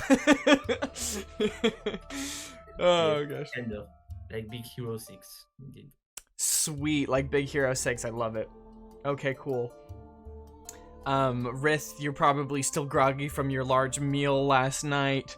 As you, I don't know, chug down whatever Rabia was making. Rith said don't worry about it because Rith probably has canisters of delicious green goo. You ate some goo. Perfect. Gotta stay fed, you know what I mean? Alabraxar, maybe you got a couple new branches sprouting on your head. Had a good night's rest.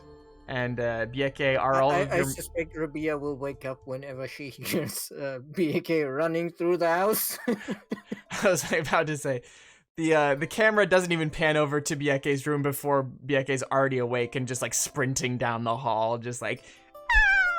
I just had a super idea about something to create, like a super new gadget that can change effects. Oh, I have an idea. I have to create it.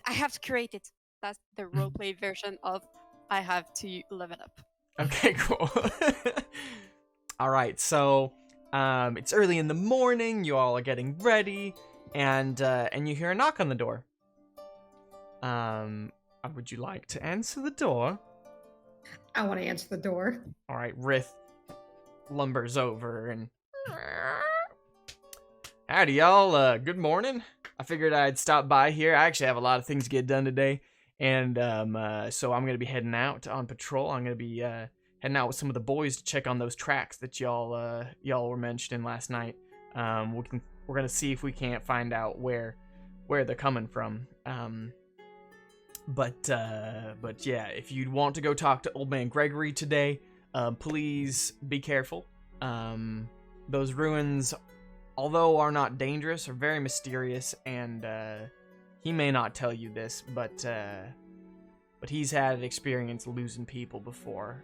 So His daughter. just be careful. Yeah, You told us. his daughter disappeared one day in the ruins, and so be gentle with him. He's an old man, but yeah. So you're gonna want to follow the path just out of town. Head to the left. Head to the west, and about 10-20. When you say left, BAK is looking at their hands, sweating. Yeah, don't worry about it. I mean, it'll be on your right, actually. Technically, just heading out of the Just city. follow us at the They- opposite of They the move boars. their hands like this, and they're still lost. Yeah, this tree will take care of you. Just follow big old Branchy over here, and I mean Braxar. Sorry, Branchy Braxar. I got those two mixed up. But anyways, yeah, head out there and. I kill people for less. Oh, he's a jokester too. what a good sport. Thanks. And the sheriff heads off. Would be careful with that. With these people, I'm not sure if that's a joke. Okay, I'll keep that in mind. Thanks for being. Rith would stare for just like a very uncomfortable moment of time and then say, "Thank you." Perfect. All right, so the sheriff heads off, and it is up to you all to find your way over to Old Man Gregory's house. So, what's the plan?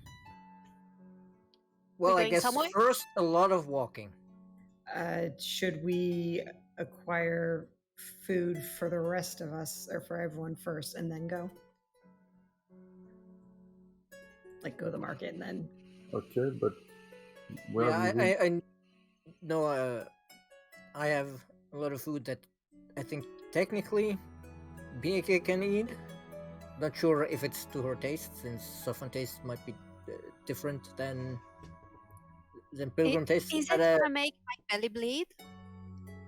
no, it It's should. okay, it's okay. It should be fine, since the Pilgrims and the Sofan have been living together for a long time, so we've adapted. I'm not. I don't think Vito actually needs food. No, but I need some batteries. However, I have Yeah, like, obviously, a pair obviously. or 10 of them in my bag. And for Alabraxar as well, he'd have to inform us whether or not he's supplied for a long trip. But I need water, lots of water. Yeah, that part could be a little more difficult on this planet. There's probably a restaurant or two you could go to over at the market if you want. Just saying. Get a nice hot breakfast. Yeah, we Because should somebody- definitely get food before we head out. But also, since we've been repeatedly warned about these ruins, I would prefer if we brought, food for more than one day. So what do you want to do? I mean, grab food at whatever place has food first, then head out well supplied. Okay. All right, so do you want to head over to the market and see if you can find some place to get some food? See if we can find a place big enough to let the Craver and the Unfallen in. Maybe there's some We can chairs stay outside. Yeah, there's probably We don't- chairs outside if it's a restaurant. You don't want Rith sitting in a chair. It's the terrace. All right, cool. So you all head over to the market and try and find some food. You see a couple of restaurants. They all seem to have very varying fare. One's got a spicy pepper on it. I was about to ask which one has the spiciest smell. Well, there's one. BK is gonna. There's one with a bowl and a pepper above it. So the question of will it make their belly bleed was actually asking for food that makes her belly bleed? I'm sure they'd have something for people that don't want spice. They might just specialize in spicy food. I think Rith will probably go try and find something that's not perishable, so Rith's probably going to go to the general store. Okay. Did anybody else want to go to the general store? You could go there next or whatever after we get some breakfast. Yeah, no, I have a was thinking- simple rule: if it's spicy enough, you don't get the original taste, so you can eat anything. Trust me, I've tried. But yeah, the plan for Rabia was get some food here, eat it, and then head up because she brought plenty of rations. She doesn't need to stock up at the general store right now. Okay. All right. So you all head in. Those who fit in the restaurant head in, and you see a man with a mustache, and he looks at you and says, "Welcome, welcome to my store. How are you doing today? Would you like to eat here?" Sure. Ah, well, welcome. Sit down, sit down. Are those your compatriots on the outside? I have no idea what you mean by compatriot, but if Ah, you your mean friends. buddies You and know your illusion friends. mates, yeah. Rabia will be walking in shortly after BAK, and well, I guess Rith headed off, and whatever the other two are doing. I'm with Riz because I don't eat, so I will have no interest in going inside the restaurant. Well, there are chairs outside. You can sit out there. It's perfect. No worries. Welcome. What can I get for you? We have delicious soups. We have some fried foods. What'll it be? How many peppers can you fit in one plate? Ah, we got somebody who wants a spicy food. All right. Well, how many peppers? That's a great question. 5 maybe? 4 or 5. Would you like them sautéed, fried? Good. I would like them good. Good peppers. Perfect. I'll get those right up for you. What would everyone else like?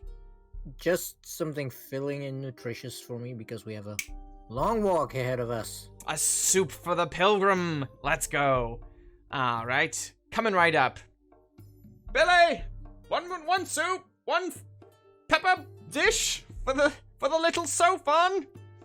Oh, and I'm standing, and I'm walking on my chair to be at the same size as the human. I'm not small. I'm not little. I'm the right size. You are too big. And I sit down. Forgive me. I meant you no harm. I meant you no insult. I merely was commenting on your stature, as you are smaller than me. Anyways, You are bigger than me. I am bigger than you. You're correct. Anyways, Billy, how's that soup coming? And you see a busboy kind of come out with soup in one hand and this bowl with these like slightly burnt peppers in the other hand, and he's just like, "I have it here for you." And Well, get them set up. And you all head back outside to sit down at a table outside where Alabraxar can fit. And you have a nice little breakfast. Fills you right up. I'm assuming Bieke and Rabia are literally the only ones that eat normal food in our party. It certainly seems so. Yeah. I mean, I guess the Craver's technically capable of it, but she brought all her Soylent Craver, I guess. Soylent Craver over there. I It's guess people. I'll tell you, it's people. Hey, big tree guy, would you like some water? I think I can get a pretty big glass for you if you'd like. Give me a barrel of water, please. A barrel of water, coming right up. And you see him like whispering to the busboy, and he's just like, and the busboy just like leaves, very confused. I'm just looking after them and mumbling. Somehow I feel that the barrel of water is going to be the most expensive item on the bill. So anyways, about 10-15 minutes later, Billy comes nearby, and he's just rolling this barrel from the back of the restaurant, and he just rolls it out over to Alabraxar and just sets it up, and gets kind of like a crowbar thing and just pops off the lid of the barrel, and he hands you this ladle, and he's just like, for you. And he kind of shuffles off, and he just leaves you holding this ladle to drink your water with. Thank you very much. I need to drink such an amount of water, about 2-3 days, and then I'll be okay for the next expedition. All right. So you have a delicious breakfast, and as you're finishing up, the waiter and owner of the restaurant, who you've still not asked his name, comes up to you and says, "All right, how was the meal?" Was nice. Ah, splendid. Can see you're enjoying it. Anyways, that'll be well, for the pepper dish it'll be one platinum piece, and for the soup, Rabia holds up her hand as he says that, and she's like, "Did you just say platinum? Please, yes. a whole platinum piece for that dish?" I can't feel thirst. Yes, that is the currency we accept here on Sahar. What do you all have as far as currency goes? I can field test in the cuisine. Field test what, my small child? I'm gonna field test in the cuisine, and I just wake up. As stand he up says and I small just child, go to up. Rabia just takes a sharp breath, and she expects the kitchen to explode any second now, because she figures after the previous standing on the chair that BK will not take kindly to being called a small child. Wait, no one's stopping me again.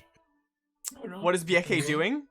I mean, given that this guy just asked us for, from what I can tell, a pretty ungodly amount of money for a single dish, I am in this case not stopping you. What is Bieke doing, just for the record? Oh, I think I'm just gonna find something with fire, like a cooking pot or anything, and try to drop exactly the right amount of fire powder to make a fireball, just the exact size of the cooking station, like neither smaller nor bigger, but I'm trying to find exactly the right size. Okay. It may take a few tries. Give me a what would this be? What is your tinkering skill? We decided it was intelligence. I have a tinker's tools. I have alchemist supplies. Alchemist supplies. Let's do that one. What is that? What is that roll? It's a 25. Oh, perfect. All right. Well, you just run past the waiter into the kitchen, and you do whatever it is you do, I guess. I must say, between each try, I'm saying I am not a small child, and double those at child. And on child, this fireball just goes in the kitchen, and Billy just comes running with a fire extinguisher, just like, and just covers Rabia, is the owner still standing at our table? While the this owner is going stunned Yeah, and not Rabia moving. Rabia is just, she's still sitting there and she's looking at the owner and she says to him, "You did kind of ask for that." And then she leans over to look past him and shouts in Saffron, "Bieke, are you quite done? We have somewhere to go." I'm so sorry. I come back. Your don't believe- meals are on the house. Thank you for coming. Come again. Okay. Bye. And he just kind of like steps back into the restaurant, looking very confused and stunned at what just happened. This is how you guys get banned for life from this restaurant. Yeah, as we get up to, I just say, I hope a lot of the other guests ordered flambéed. There was super rude. All right. So you are all fed and ready to go. Would you like to head to the general store to pick up some rations or something like that? While they were doing that, Rith would have just gone to the general store to buy like 3 rations and probably would have come back. All right. What did Hal say what did you say to Hal when you saw him? Just 3 rations. 3 rations. Yes. Well, welcome. 3 rations. No, I see you're not one for small talk. Well, here are your rations. Enjoy. Pays I think it's, how much is it? 15 silver, I think it is, for 5 per ration. So. Okay. All right. Perfect. Which is exactly why I'm saying, that guy was asking for an ungodly amount of money for that soup. Some good soup. It was a fine dining restaurant.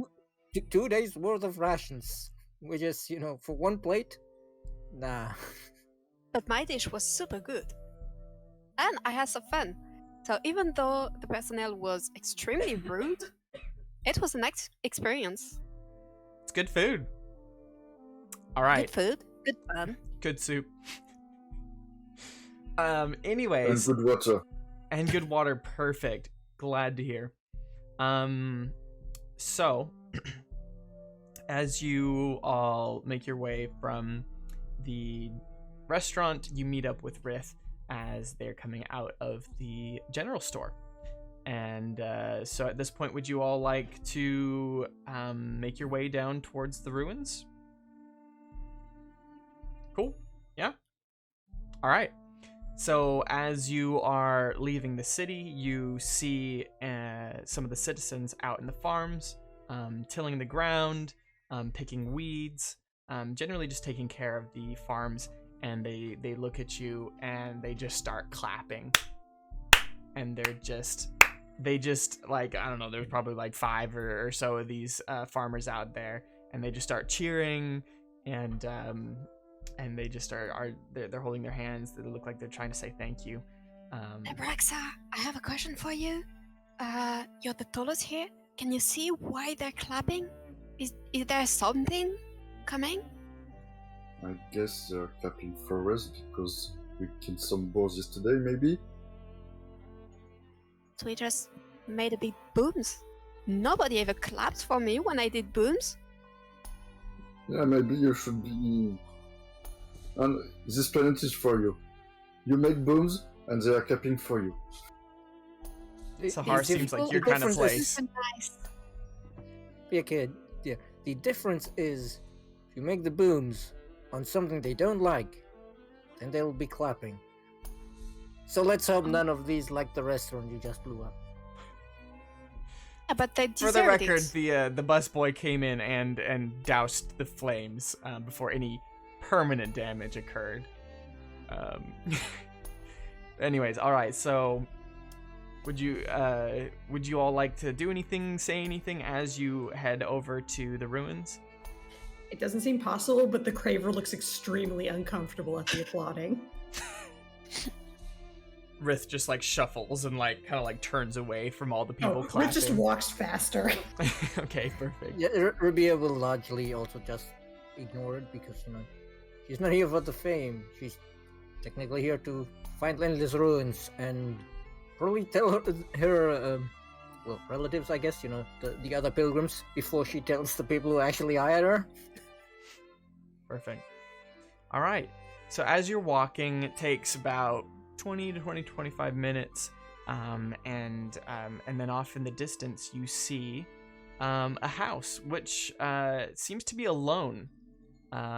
These ruins, you don't even see them, but you see this house, and it's a small house. It's not a not nice house. It's a pretty decent house, and you see an old man sitting on the edge on the porch outside of the house, and this man has white hair, and you can see he has one of his eyes is a little cloudy, and he is just kind of slouching back in this recliner chair, and rocking back and forth and just kind of looking off in the distance.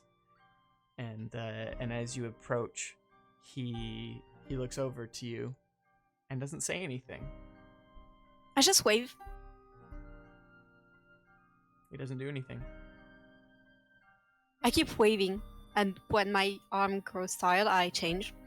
But I just keep waving until I get any answer. So Well, usually I- people you answer know- quickly.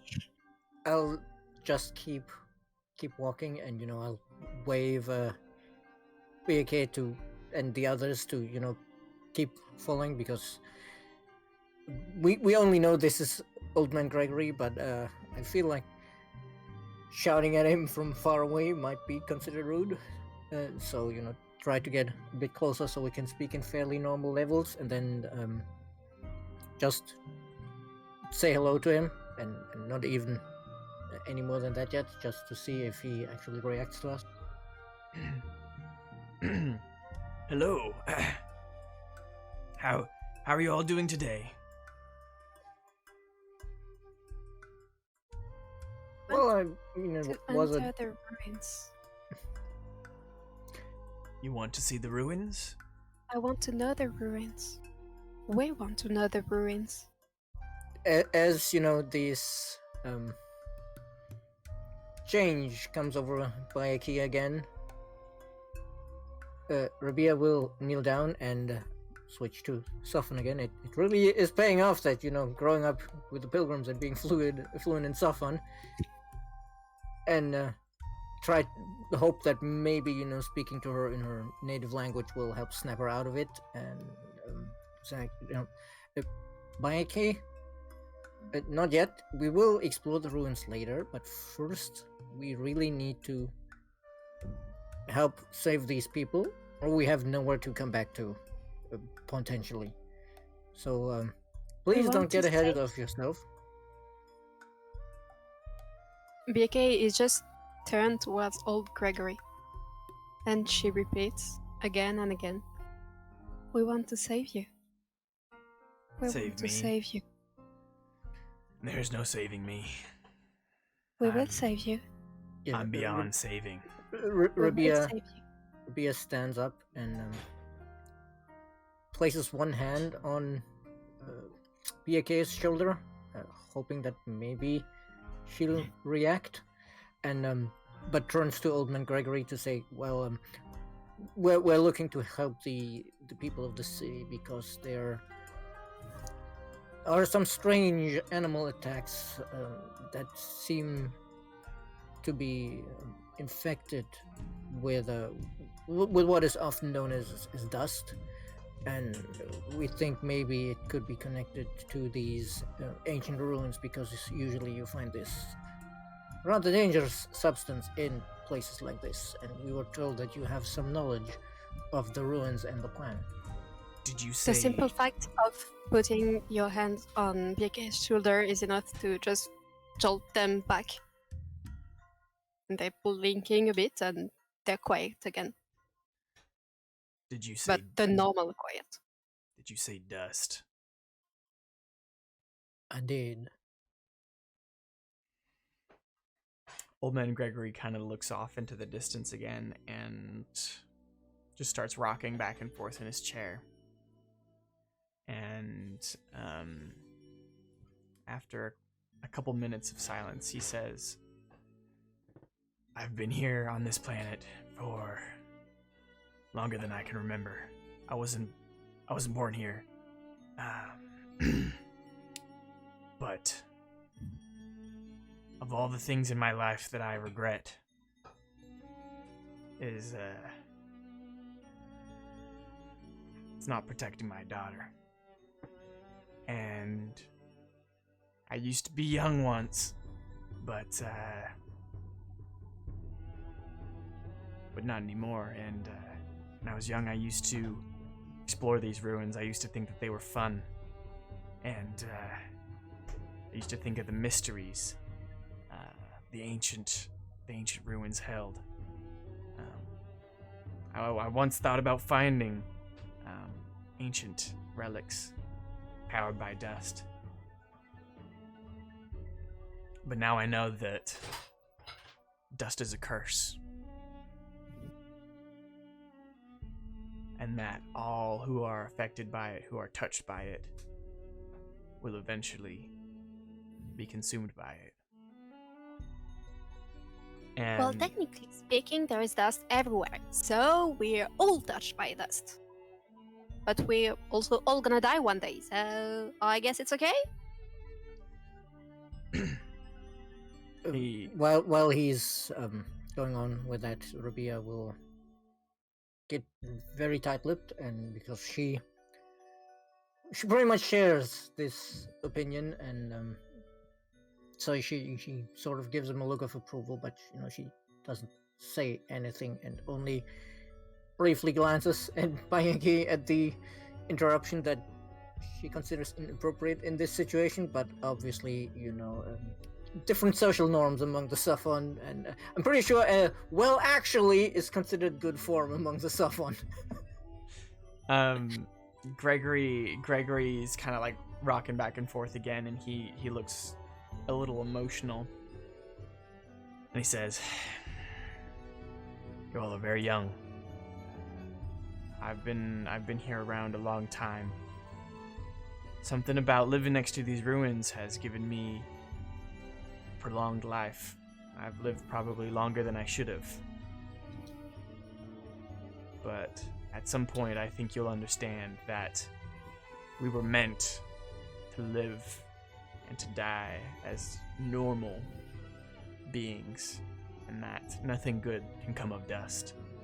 Nothing good can come with messing with the natural way of things. And if I could do it all over again, I would never have let my daughter go into those ruins. And you see a little tear just roll down his face from his cloudy eye. BK is just completely lost, as they have no social clue, and they don't understand why everyone is suddenly super quiet and not talking. I'm Yeah, just Rabbi- quiet because I expect some useful information from him about the runes, so I'm just listening for the moment. But Yeah, there's nothing. Do you have any questions that you want to ask Old Man Gregory? Yeah, first, What happened to his daughter, for example? yeah, I'll leave questions for Vito and Ruth as well if they want. But before we get to the actual questions, Rabia will say, yeah, I understand that dust is very dangerous. I've had my experiences with it, and I guess narrowly escaped so far, and we're very sorry to hear about your daughter, but we are very concerned that now the dust is putting everybody in the city in danger. So we really want to know more about what you found out about the ruins. One thing I could say for certain is that animals don't just find their way into dust. It's not natural.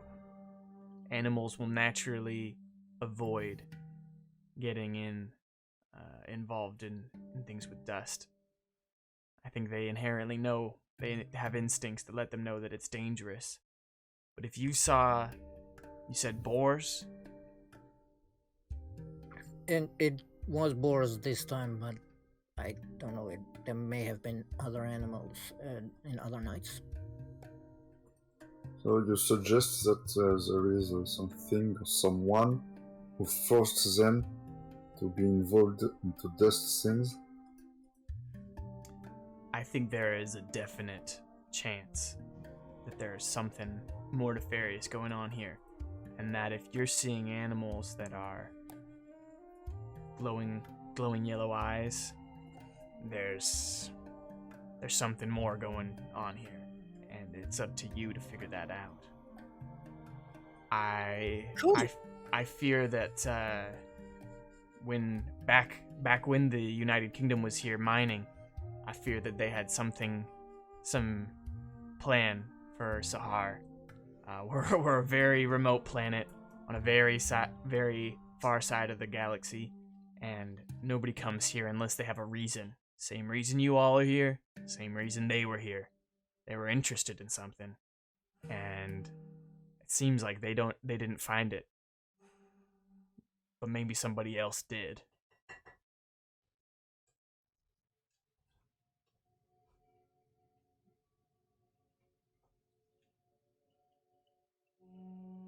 Well, nobody else want to ask him anything? Yeah, I would ask Gregory about what he found in his trips to the ruins, for example.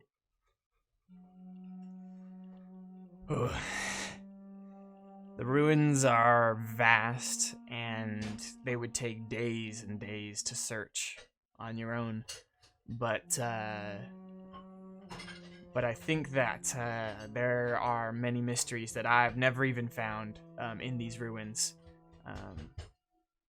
There are etchings in the walls that we don't know what they mean.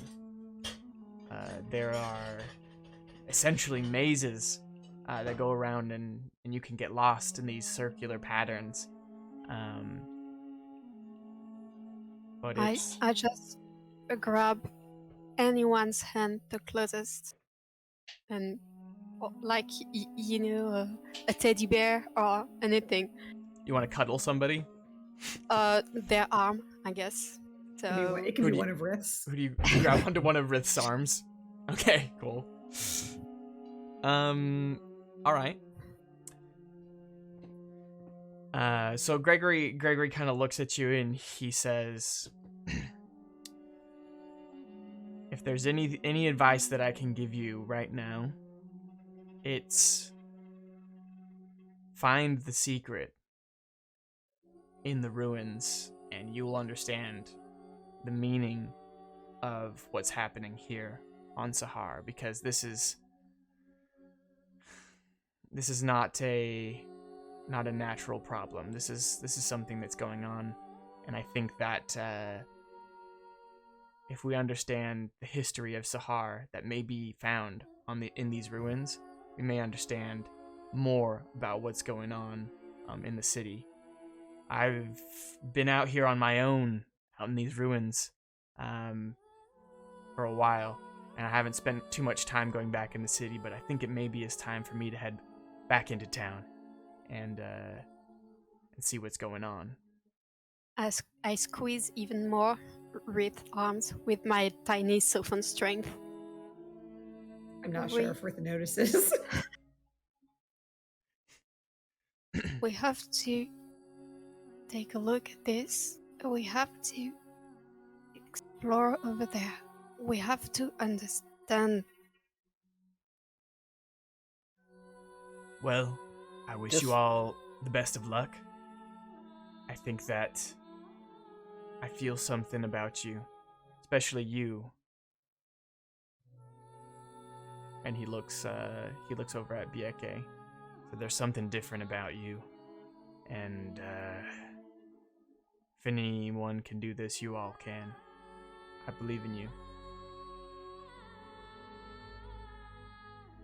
And So, question for the DM: what do the ruins actually look like? Like, are there overground ruins? Is this they more are like- all underground. So essentially what you see is Gregory has built his hut on the edge of the ruins, almost directly behind his house. All of these ruins are essentially etched into the earth, as if some massive excavator came in and carved out. Kind of think about like trenches from like World Yeah, War II. Yeah, that was kind of my question. Was like, are these giant circles there like pits we look into, or is They're it essentially only etched the into trenches? the surface of the planet, as if some giant celestial stamped into the planet, and it's taller than you are, deep, and so it could you could very easily get lost in the concentric circles that are found in here. Obviously, on the map that I did, for those of you that haven't seen the map, here it is, right there. Down in the bottom left side of the map, that is where we are currently. That little hut is old man Gregory's house. But anyways, I can't draw how complex it is for this map. So My question is also about the size, because obviously, you know, this map is not necessarily to scale. Like, do we have any idea how big the ruins are on top? I mean, obviously, Old Man Gregory has already told us we can get lost in there for days, so there's clearly a lot of it underground. But my question is, I guess, about horizontal versus vertical extent. Is it like super deep, or is it also super wide? it is super wide. So it goes on for miles. Granted, you can't see the extent of the ruins, because to you it just looks like a flat plane, but you can see these little indents in the ground where these essentially trenches in the earth are. But from the top it just looks like a flat plane, and so you only know from this map that it looks like these ruins go on for miles, and that it would be something that would be pretty difficult to traverse the whole thing in a day. But I will say that as we are approaching the end of our time here, I'm gonna wrap it up so that we can end on a good note, and not interrupt anything. Next time on Endless D&D, we'll have to see what our adventurers do, whether they decide to enter the ruins or plot a different course.